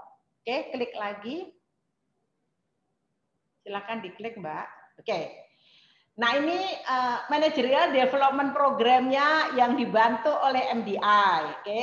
Kita lakukan pre-selection, kemudian MDP assessment, kemudian MDP training, dan akhirnya orang itu jadi di talent pool. Apa sih isinya? Ada leadership, problem solving, human resource, dan apapun juga yang menurut perusahaan memang itu dibutuhkan. Dalam hal ini MDI sangat jago untuk membantu kita merumuskan hal-hal demikian, sekalian memberikan materinya, ya Mbak Siska ya. MDI kan tujuannya gitu ya Mbak. Oke, silakan dilanjut. Klik. Nah, kita itu juga gini, melakukan HR for non-HR buat kita ini penting banget, karena pada prinsipnya setiap manajer, setiap leader di semua fungsi itu adalah seorang HR. Makanya kita berikanlah mereka kompetensi sebagai seorang HR juga. Jadi terus nanti ditanya, terus jadi orang HR ngapain? Ya, orang HR tetap sih jadi HR ya kan. Tapi kan lebih enak kalau manajer-manajernya udah jago HR juga gitu kan. Misalkan modulnya bisa apa aja modulnya ya, bisa mengenai industrial relationship, performance management, CNB dan sebagainya. Klik lagi Mbak Clara. Terus kalau komersial tadi Mbak Clara bilang kan ada apa sih programnya sales ya. Kita juga punya nih Mbak ceritanya. Jadi Vigilant Cabina punya yang namanya S Academy, yaitu Agile Commercial Execution. Kita juga punya app-nya, di mana kita minta mereka belajar dari situ. Ini lucu nih ceritanya. Jadi pas pertama kali di launching itu kita dipanas-panasin sama orang global. Wah Indonesia orangnya banyak tapi pengikutnya masih sedikit gitu kan. Sementara Hong Kong udah nomor 1 gitu kan. Kita mikir dong bagaimana nih supaya ini juga banyak kan. Kita bikin lomba nih siapa yang menang apa yang sudah lulus dan sebagainya. Akhirnya kita malah dapat apresiasi karena kita nomor 1 waktu itu. Bener nggak Pak Teti? Yang ada kalau Mbak Teti ada di sini. Ya, terus kita juga komersial akademinya ini dilengkapi dengan assessment, terus kompetensinya lengkap sekali. Silakan dilanjut. Nah, kita juga tadi kan Mbak Siska ngomong digital itu tanggung jawabnya siapa ya?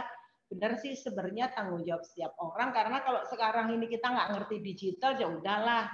Mungkin orang zaman sekarang ngomong ke laut aja kali ya. Nah, kalau di kita memang kita punya yang namanya saat ini digital leader ada. Terus sekarang ini dalam rangka untuk membuat semua orang melek digital dan sebagainya, kita punya yang namanya Data Science and Digital Academy. Baru kita launch tahun lalu ya, mudah-mudahan nanti hasilnya ada. Saya belum tahu nih nanti hasilnya seperti apa. Programnya udah jelas ya, kita akan lihat nanti tahun ini. Mbak, boleh diklik lagi. Terus diklik semuanya ini. Nah, ini menarik ini karena ini leading performance to improve produktivitas. Jadi mungkin satu lagi dikliknya Mbak. Jadi ini apa sih leading performance to improve productivity ini? Ini adalah gabungan antara 4 high impact moment dikalikan dengan 6 leadership practices. Program ini memang digunakan untuk meningkatkan produktivitas. Dulunya program ini dilakukan di operation untuk supaya produktivitas di operation itu meningkat. Kemudian saya lihat loh ini kayaknya bisa juga ditaruh di sales gitu kan. Dan akhirnya program ini kita modifikasi, kita sesuaikan, kita berikan ke sales. Program ini 6 kali pertemuan ya, digabung juga dengan coaching. Nah, ini yang aku bilang, justru karena adanya pandemi, kalau dulu program sebelum pandemi, program ini kita planning baru selesai di tahun 2021, tetapi akhir 2021 ya, tetapi program ini sudah selesai di awal di Januari ini tahun 2021 ini, tapi di awal. Gara-garanya memang karena ada online. Dulunya kita ragu-ragu bisa enggak ya. Ternyata bisa banget. Yang dulu karena kalau misalkan kita harus terbang ke sana dan banyak orang sales harus terbang, biayanya mahal, kita lakukan sebulan sekali. Tetapi karena ini jauh lebih murah, ya kan? Kita tiap 2 minggu kita jalankan sehingga bisa selesai semuanya. Boleh diklik lagi. Nah, tadi itu udah selesai semua. Sekarang kan ada nih jargon juga nih ya, bahwa kalau LND itu 70, 20, 10. 70-nya adalah experiential learning, kemudian 20-nya social learning, dan 10-nya formal learning. Sebenarnya pengen tanya sih, setuju nggak sih dengan ini gitu loh? Setuju nggak gitu kan? Cuman kan mungkin sudah mau habis waktunya. Aku sendiri sih setuju. Perkara 70, 20, 10 atau 75, 15, 5 atau berapapun juga, yang jelas memang porsi yang paling besar itu adalah dari experiential learning atau biasa kita sebut sebagai on-job training. Masalahnya adalah memastikan bahwa setiap orang di dalam perusahaan tahu kalau Anda itu juga banyak belajarnya itu dari pengalaman on job training. Jadi kalau misalkan dipindah dari satu ke tempat lain, terus merasa bahwa saya tidak di training, itu salah gitu loh. Justru kalau bisa dipindah-pindah itu malah lebih kaya. Jadi buat saya setuju dengan ide ini, tetapi perkara prosentasenya masing-masing perusahaan mungkin berbeda-beda. So my last slide. Jadi ini quote saya, I am responsible for my own development.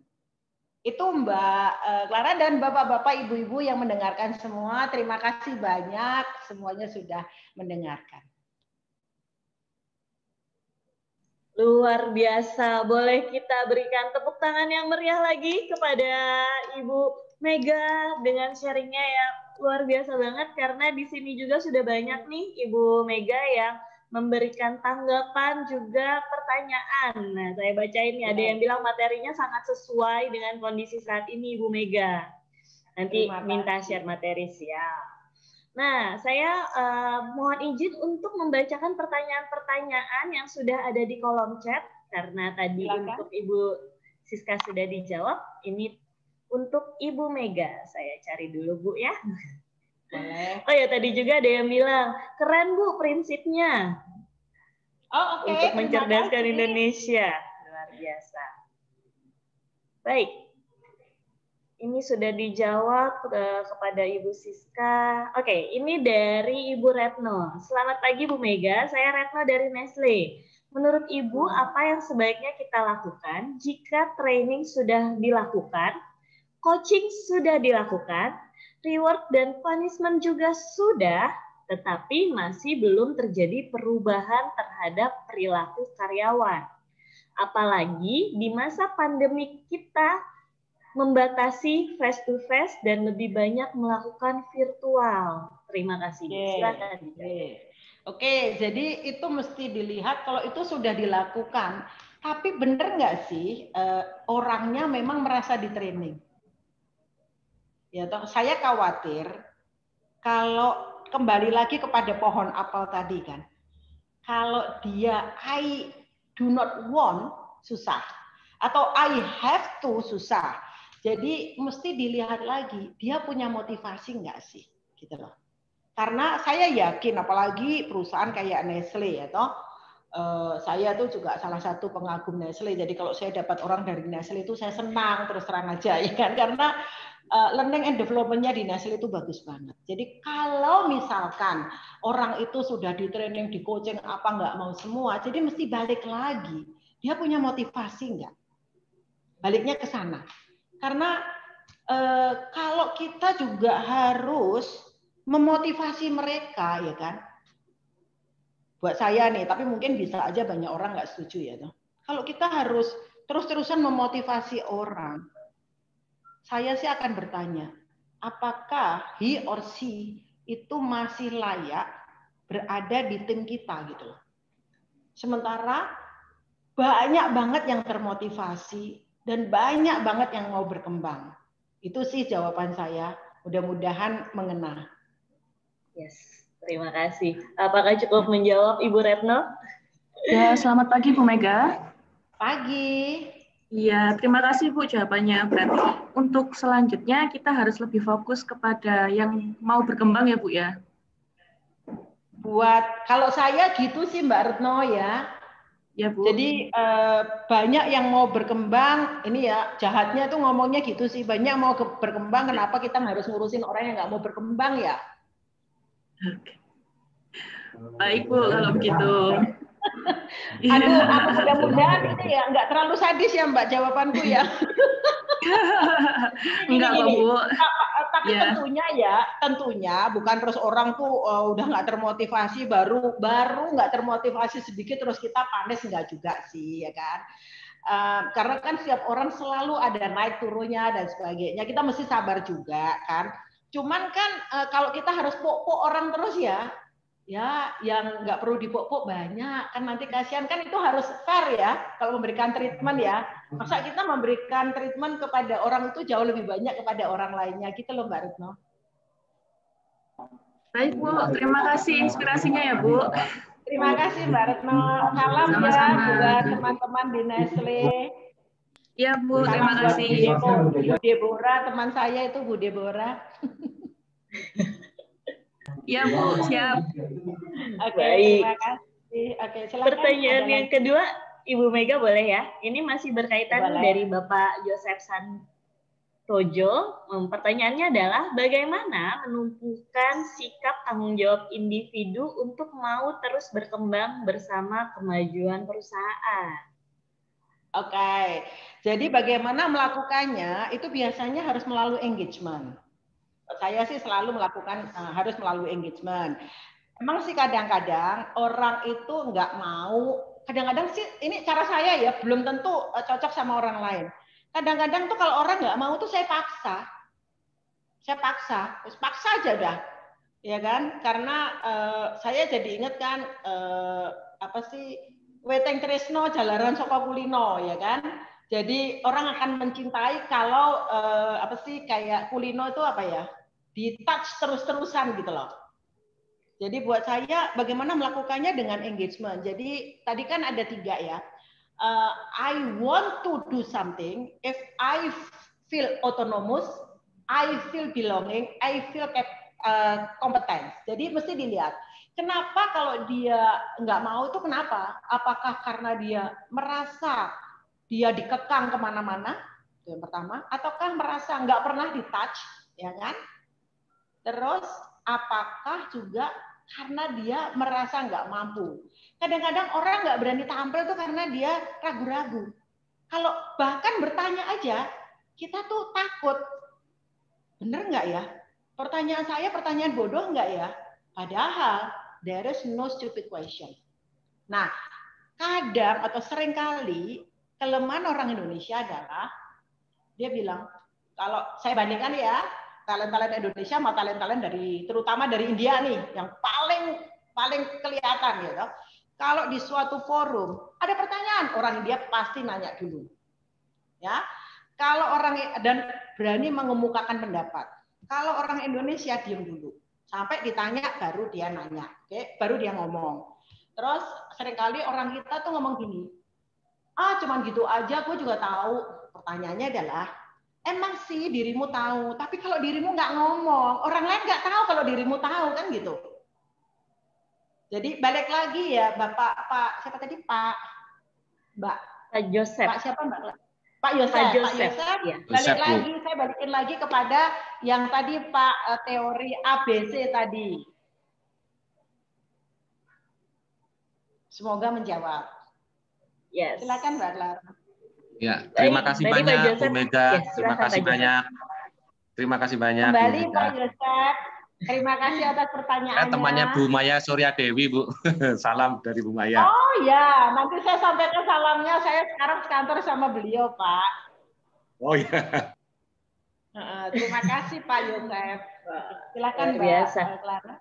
Tadi Pak Joseph juga bilang betul, India pick up-nya jago banget. Dan untuk jawaban yang pertama tadi ada komentar nih Bu dari Bapak Jinarto, katanya betul Bu Mega, bila tidak bisa dibina apa boleh buat, terpaksa dibinasakan. Ada yang setuju tapi juga jangan dari langsung ya Pak, ya Pak Jinarto, jangan langsung dibinasakan ya, mesti ada 1, 2, 3-nya ya. pakai ilmu ABC tadi Pak. Yes. Bu, masih banyak pertanyaan nih. Selanjutnya boleh ya Bu ya, dari Selfie. Selfie dari Bima. Dari Bu Selvi, saya ingin bertanya bagaimana cara untuk meningkatkan motivasi dan komitmen karyawan untuk mengikuti program pengembangan, apalagi jika komitmen ini sendiri bahkan dilanggar oleh atasan atau dead head-nya dengan berbagai alasan. Nah, gimana Bu? Nah, itu sulit. Jawaban saya gitu, itu sulit itu udah. Itu nek orang ngomong apa ya, yang sekarang di video suka itu, angel. Sulit itu ya. Jadi kalau atasannya sendiri itu tidak mau, itu memang sangat sulit, oke? Karena atasan itu yang banyak menentukan. Cuman, apakah masih ada jalan? Ada. Bawahan tuh bisa nggak sih dalam tanda kutip nih ngajarin bosnya? Ada buku yang apa sih judulnya juga Manage Your Boss ya. Lupa saya karangannya siapa. Ada. Nah, itu tapi butuh ilmu lebih tingkat tinggi, ya kan? Karena harusnya kan atasan yang ini kan ke kita, ternyata kita yang harus ke sana gitu kan. Yang saya sarankan adalah harusnya mungkin ya dirimu lari ke atasannya lagi, itu dulu, lari ke sana dulu, ya kan? Sambil mungkin ajak ngomong atasannya, terus mengumpulkan pendapat, walaupun belum tentu berhasil sih. Ini rumusannya nggak mudah kalau yang seperti ini. Jadi di setiap situasi akan berbeda-beda, tetapi yang saya sarankan adalah bisa ngobrol sama pertama ngobrol sama si bapak atau ibu atasan dulu, benar nggak sih? Tapi tentunya juga ini, ibu bapak kok nggak ini ya, kok harusnya kan ibu bapak harus gini, kok ternyata enggak ya. Jadi ibu bapak ini sebenarnya atasan macam apa ya? Nggak gitu juga, ngerti nggak sih? Tapi mungkin bisa dimulai dengan percakapan ya bagus, misalkan ini untuk pengembangan dirimu sendiri, dirimu ngomong bahwa oke, atau ngomong bahwa Bu saya butuh ini, butuh itu, misalkan seperti itu. Atau kalau dirimu punya anak buah dan dirimu ingin mengembangkan anak buah, dirimu juga bisa ngomong, saya punya anak buah sekian, saya ingin mengembangkan seperti ini. Majukan aja usulan, terus-terusan usulan, sambil dilihat bagaimana dia menanggapi usulannya, terus sambil dilihat lagi cara-caranya, kira-kira kalau cara A nggak bisa pakai cara B nggak bisa pakai cara C gitu loh. Tapi kalau sudah mentok sana sini, ya ngomong sama atasannya lagi. Cuman orang Indonesia biasanya kita nggak berani ngomong kayak begitu, ntar dikiranya ngadu gitu kan. Tapi kalau misalkan atasannya memang menghambat, ya apa boleh buat ya. Cuman harusnya memang ada jalan-jalan yang dilakukan langsung dulu sebelum ke atasnya lagi. Gitu sih. Unggah-ungguhnya masih masih dilakukan, tetapi ada baiknya. Kalau di kita tuh kita punya yang namanya speak up prosedur ya. Kalau misalkan ada apa gitu, walaupun ini nih yang nggak bisa diomongkan lagi, itu bisa kita nulis surat gitu kan, ke mana ke Friesland Campina. Gitu. Oke, keren sekali. Terima kasih Ibu. Semoga sudah terjawab, dan pertanyaannya hampir sama di kolom chat dari Ibu Linda Rinaldi juga menanyakan hal yang serupa terkait kendala dari atasan. Nah, ini dua terakhir Bu. Dari Ibu Julia Nita Berliani. Selamat pagi Bu, mau tanya, dari sekian banyak program learning atau training yang dilakukan, adakah kuantitatif measurement yang dilakukan oleh Frisian Flag untuk mengukur sejauh mana output dari pemahaman karyawan setelah training atau learning dilakukan? Silakan. Ada. Jadi itu tadi yang saya bilang, biasanya kita melakukannya itu lewat assessment tadi. Jadi assessment itu adalah mengakses kompetensinya mereka. Jadi kita udah punya nih list of kompetensi ya di suatu tempat yang paling robust itu, paling lengkap itu kita punya yang di komersial terutama. Jadi itu kompetensinya ada, terus kemudian kita assessmentnya online, kemudian ada diskusi antara atasan dan di bawahan. Jadi kalau kita mengakses kompetensi itu ya, kompetensi itu tidak bukan adalah behavior yang ditunjukkan oleh seorang karyawan terhadap pekerjaannya. Sebenarnya itu. Jadi misalkan kalau dia harus seorang yang mempunyai tugas A, dia harus membuat, katakanlah menyelesaikan planning ya kan, harus di bulan Januari udah selesai nih. Nah kita lihat selesai nggak dia menyelesaikan planningnya itu. Kalau enggak, kita tanya, apa sih yang menyebabkan kamu nggak selesai gitu kan? Nah, terus kemudian dari situ kita diskusi tadi yang aku bilang mengenai continuous dialog. Misalkan kayak learning and development, saya selalu ini Mbak Teti ada di sini ya kan, saya selalu minta Mbak Teti biasanya sebelum Desember berakhir udah selesai semuanya gitu kan, dan most of the time dia akan melakukan. Terus kalau misalkan nggak melakukan ya kita tanya sebenarnya kenapa gitu kan. Nah, tapi kalau misalkan itu kesulitan, tinggal dilihat aja sebenarnya KPI-nya dia itu bisa tercapai nggak gitu kan. Jadi ada lagging indikator, ada leading indikatornya ya kan. Jadi mesti dilihat bisa dilihat dari dua, prosesnya atau hasil akhirnya. Itu bisa dilihat. Yes. Terima kasih Bu Mega. Yang terakhir Bu dari Bapak Ivan. Mbak Ivan menanyakan terkait dengan pertanyaan Mbak Retno tadi ya, yang soal hasil training. Bagaimana dengan lingkungan kerja di sana, di Frisian Flex mungkin ya Pak ya? Apakah lingkungan kerja di sana memungkinkan yang bersangkutan atau mungkin yang ngikutin training itu ya Bu ya, mengaplikasikan apa yang didapat atau tidak? Mungkin udah training nih, tapi nggak ada kesempatan untuk mengaplikasikan apa yang sudah dia dapat, ataukah dikasih ruang untuk mengaplikasikannya Bu? Silakan Bu Mega. Nah, kalau misalkan hasil trainingnya itu nggak bisa diaplikasikan, berarti trainingnya salah. Berarti pemilihan trainingnya salah. Nah, makanya sebelum kita melakukan training kan harus ada identifikasi nih. Sebenarnya apa sih yang diinginkan dari sebuah training? Jadi goal apa yang akan dicapai? Jadi kalau identifikasinya benar, terus kemudian intervensinya, jadi training itu kan intervensi ya kan, itu juga benar, biasanya pasti teraplikasi, pasti itu. Kalau enggak berarti kita balik lagi ke awal. Jadi kalau bikin training, jangan bikin hanya untuk menghabiskan budget, sayang-sayang. Kalau budgetnya masih ada, daripada nggak tahu trainingnya apa, mendingan buat jalan-jalan, saya ikut. Salah ya. Jadi memang saya juga ikut balik lagi ke identifikasi. Jadi kebutuhannya apa sehingga pasti bisa dilakukan. Nah, buat saya itu gini, kalau training itu mengenai fungsional ya, itu gampang. Kan itu cuman knowledge yang harus kita berikan. Yang lebih sulit adalah bagaimana training dalam mengubah behavior. Itu sulit. Ya, paling enggak butuh 21 hari itu ya, Mbak Siska. 21 hari pun itu kalau enggak diteruskan hilang lagi itu. Benar, hilang lagi. Saya punya pengalaman juga. Pada saat kita training itu, wah, hasilnya meningkat. Begitu udah selesai, turun lagi gitu loh. Pernah itu jadi nggak selalu terus langsung berhasil terus enggak. Nggak selalu seperti itu. Kadang-kadang ada dip-nya ada. Cuman kalau kita punya growth mindset, ingat tadi failure itu untuk motivasi kita cari jalan baru. Itu sih. Yes, terima kasih banyak Ibu Mega. Bu Mega sebenarnya tadi Clara bilang udah pertanyaan yang terakhir ya. Jadinya pertanyaan yang lainnya mohon maaf sekali belum sempat kita jawab di sesi kali ini. Karena selanjutnya kami mau minta untuk semua peserta melakukan evaluasi dulu nih kepada kami sebelum kita foto bersama supaya vibe-nya masih kelihatan ya Bu ya.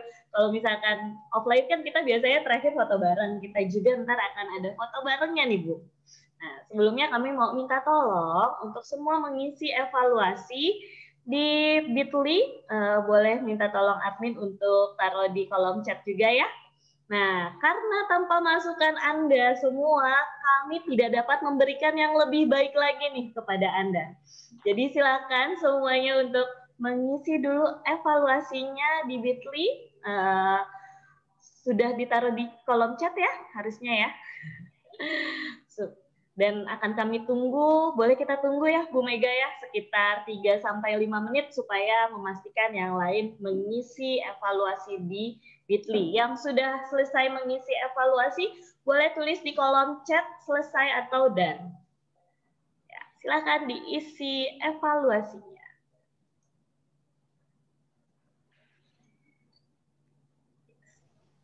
Ya teman-teman tolong diisi ya evaluasinya. Kita juga minta pendapat sih dari teman-teman kira-kira topik apa di kemudian hari yang dibutuhkan agar sesuai dengan kebutuhan teman-teman. Kan tadi seperti Bu Mega bilang kalau nggak sesuai ngapain kita adain sesi gitu ya.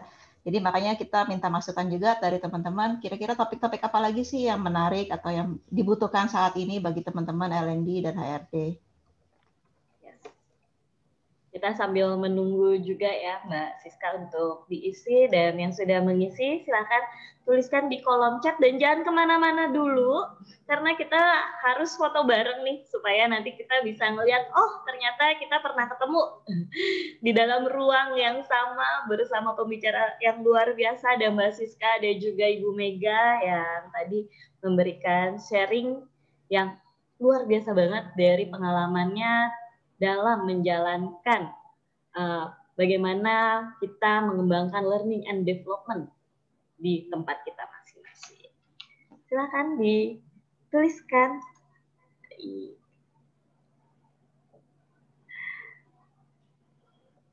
Masih menunggu?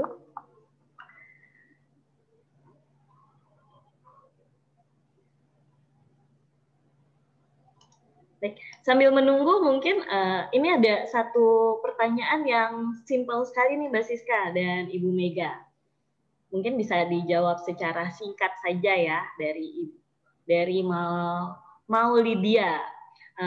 Mau tanya Bu, untuk program Data Science atau Digital Academy berarti pesertanya mahasiswa atau karyawan ya? Singkat sekali, silakan Bu. Fresh graduate Mas? Fresh graduate. Baik. Supaya nanti mereka bisa menularkannya kepada pasti yang sudah lebih sepuh-sepuh. Jadi fresh graduate. Baik. Itu kumpulinnya kalau boleh tahu dari mana Kak Bu? Apakah dari berbagai dari berbagai universitas ya Mbak. Kita buka sih kayak ITB, terus BINUS kayak gitu-gitu. Okay. Jadi diumumkan untuk mereka betul bisa mengisi. Yes. Karena data science itu lakunya nggak ketulungan. Iya, betul sekali.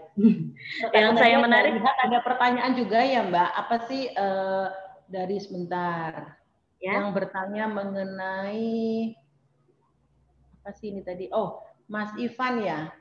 Apa yang mendominasi milenial Mas, yang mendominasi? Kebanyakan milenial. Ada sampai 60% atau ya 60% lebih milenial. Yang kayak saya udah pensiun. Kalau Bu Mega jiwanya milenial ya Bu Mega ya? Iya. Saya jiwanya Z. Jiwanya Z. Fisik boleh baby boomer, jiwa Z. Tapi kelihatannya juga memang masih milenial sih Bu Mega. Gitu ya, gitu sih. Ada juga nih Bu yang Mbak Clara. Pura-pura aja, baik. Pura-pura aja. Ada juga nih Bu yang private chat ke saya, mungkin salah ya, dari Dwi, dari PT Galenium. Nah, pertanyaannya, adakah metode khusus yang lain yang mirip PNA dan adakah pengukuran secara kuantitatif? Nah, itu saja nih yang terakhir saya bacain. Sambil nunggu yang lain mengisi ya, Pak. PNA, apa itu PNA? PNA. Oh, TNA. Yes. TNA apaan? Boleh kita... Training needs analysis mungkin Bu. Training analysis. Metode yang yang kita lakukan sih berbicara dengan para leader di function. Ya, jadi berdiskusi dengan mereka. Jadi yang mereka butuhkan itu apa. Jadi kalau untuk training analysis itu memang kita harus banyak berdiskusi. Nggak bisa cap cip cup bunga kuncup, nggak bisa. Mesti berdiskusi. Yes. Karena yang tahu kebutuhan dari mereka adalah para leadernya. Ya, HR itu memfasilitasi sebenarnya. Jadi nggak bisa kalau misalkan learning dan development itu diserahkan semuanya ke HR. Walaupun HR juga kan makanya kita sebutnya kan HR business partner ya. Jadi di kita itu kalau seorang HR nggak ngerti bisnisnya apa, ya susah. Jadi kita bagi-bagi. Di komersial ada HR, business partner komersial. Itu pun kita bagi-bagi. Yang sales sendiri, yang marketing sendiri, operation sendiri, nanti finance ada lagi. Tapi kalau yang kecil-kecil kita bisa kombinasi. Sehingga diharapkan setiap HR itu, HRBP itu benar-benar mengetahui bisnisnya apa. Ya. Jadi tanggung jawab learning dan development memang yang mengorganisir adalah Learning and Development Manager, tetapi itu input didapat dari leader dan juga dari HRBP.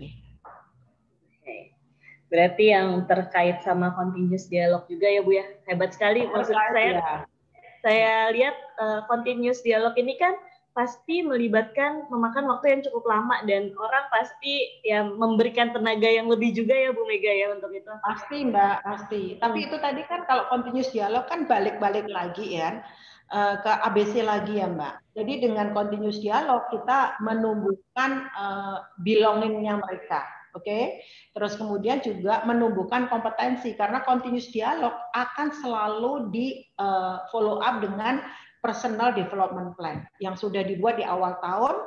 Nanti pada saat continuous dialog mereka ngeliatin, dan biasanya personal development plan itu harus ada goalnya. Ya, goalnya itu tidak boleh sama dengan yang KPI, tapi goalnya, dan misalkan KPI-nya meningkatkan sales, itu prosesnya apa supaya dia bisa meningkatkan sales, itu yang harus dijabarkan. Dan biasanya satu kompetensi itu biasanya kita kasih waktu 2-3 bulan lah. Dan selama 2-3 bulan itu kalau kita bisa memperbaiki satu kompetensi aja udah bagus. Ya. Jadi kalau misalkan goalnya banyak-banyak ya enggak fokus nanti. Ya, paling banter ya 2 lah. Luar biasa. Terima kasih banyak Ibu Mega. Boleh kita semua berikan tepuk tangan yang meriah untuk Ibu Mega dan juga Mbak Siska yang hari ini boleh sharing kepada kita semua. Dan sekarang waktunya kita untuk foto session. Jadi saya minta semuanya untuk yuk kita buka dulu kameranya supaya semua terlihat nih di layar. Yes, boleh dibuka dulu semua kameranya supaya terlihat di layar. Baik. Saya sudah lihat, sudah banyak yang dibuka. Kita akan, karena ini orangnya agak banyak, kita akan melakukan penggamilan gambar ini 3 kali. Cuman kan kita nggak tahu nih, kita ada di layar yang mana. Jadi pada ketiga kali saya menghitung ya, boleh semuanya sambil tetap tersenyum ceria ya. Kita tunjukkan senyum kita yang paling manis, oke? Kita ambil foto yang pertama. Baik, pada kehitungan yang ketiga, foto yang pertama. 1, 2, 3. Baik, foto yang kedua tetap senyum ya, karena kita nggak tahu nih kita ada di mana nih. Baik, foto yang kedua. Saya hitung 1, 2, 3. Nah, yang ketiga. Saya hitung, oke, semuanya boleh tetap senyum. 1, sebentar, oke, maaf. 1, 2, 3. Oke, baik, luar biasa, semuanya boleh sekali lagi, maaf nih. Oke, 1 tetap tersenyum ya. 1, 2, 3. Baik, terima kasih semuanya. Terima kasih untuk hari ini, terima kasih sudah datang, terima kasih untuk pembicara yang luar biasa, pertanyaan-pertanyaannya yang luar biasa. Semoga kita bisa terus mengingat pesan dari Ibu Mega tadi ya, yang terakhir Bu Mega ya, bahwa pengembangan diri kita itu adalah tugas dari kita sendiri. Bukan gitu ya Bu Mega ya? Iya, ya. Betul sekali. Silakan Ibu Mega, ada kata penutup? Enggak, Mbak. Terima kasih banyak. Cuman terima kasih buat MDI, terima kasih buat yang mendengarkan semuanya, Bapak Ibu, dan terima kasih buat pertanyaan-pertanyaannya. Terima kasih banyak. Selamat siang. Saya boleh langsung silang? Boleh, silakan Ibu. Baik, ya, kalau gitu saya Clara. Terima kasih. Terima kasih Ibu Mega. Saya Clara, juga tim MDI. Mbak Siska? Iya, makasih semuanya. Sehat selalu. Ya, sampai bertemu di acara MDI selanjutnya. Selamat siang. Have a nice day. Terima kasih. Terima kasih. Terima kasih semua. Terima kasih. Yes, terima kasih semua yang sudah menuliskan juga.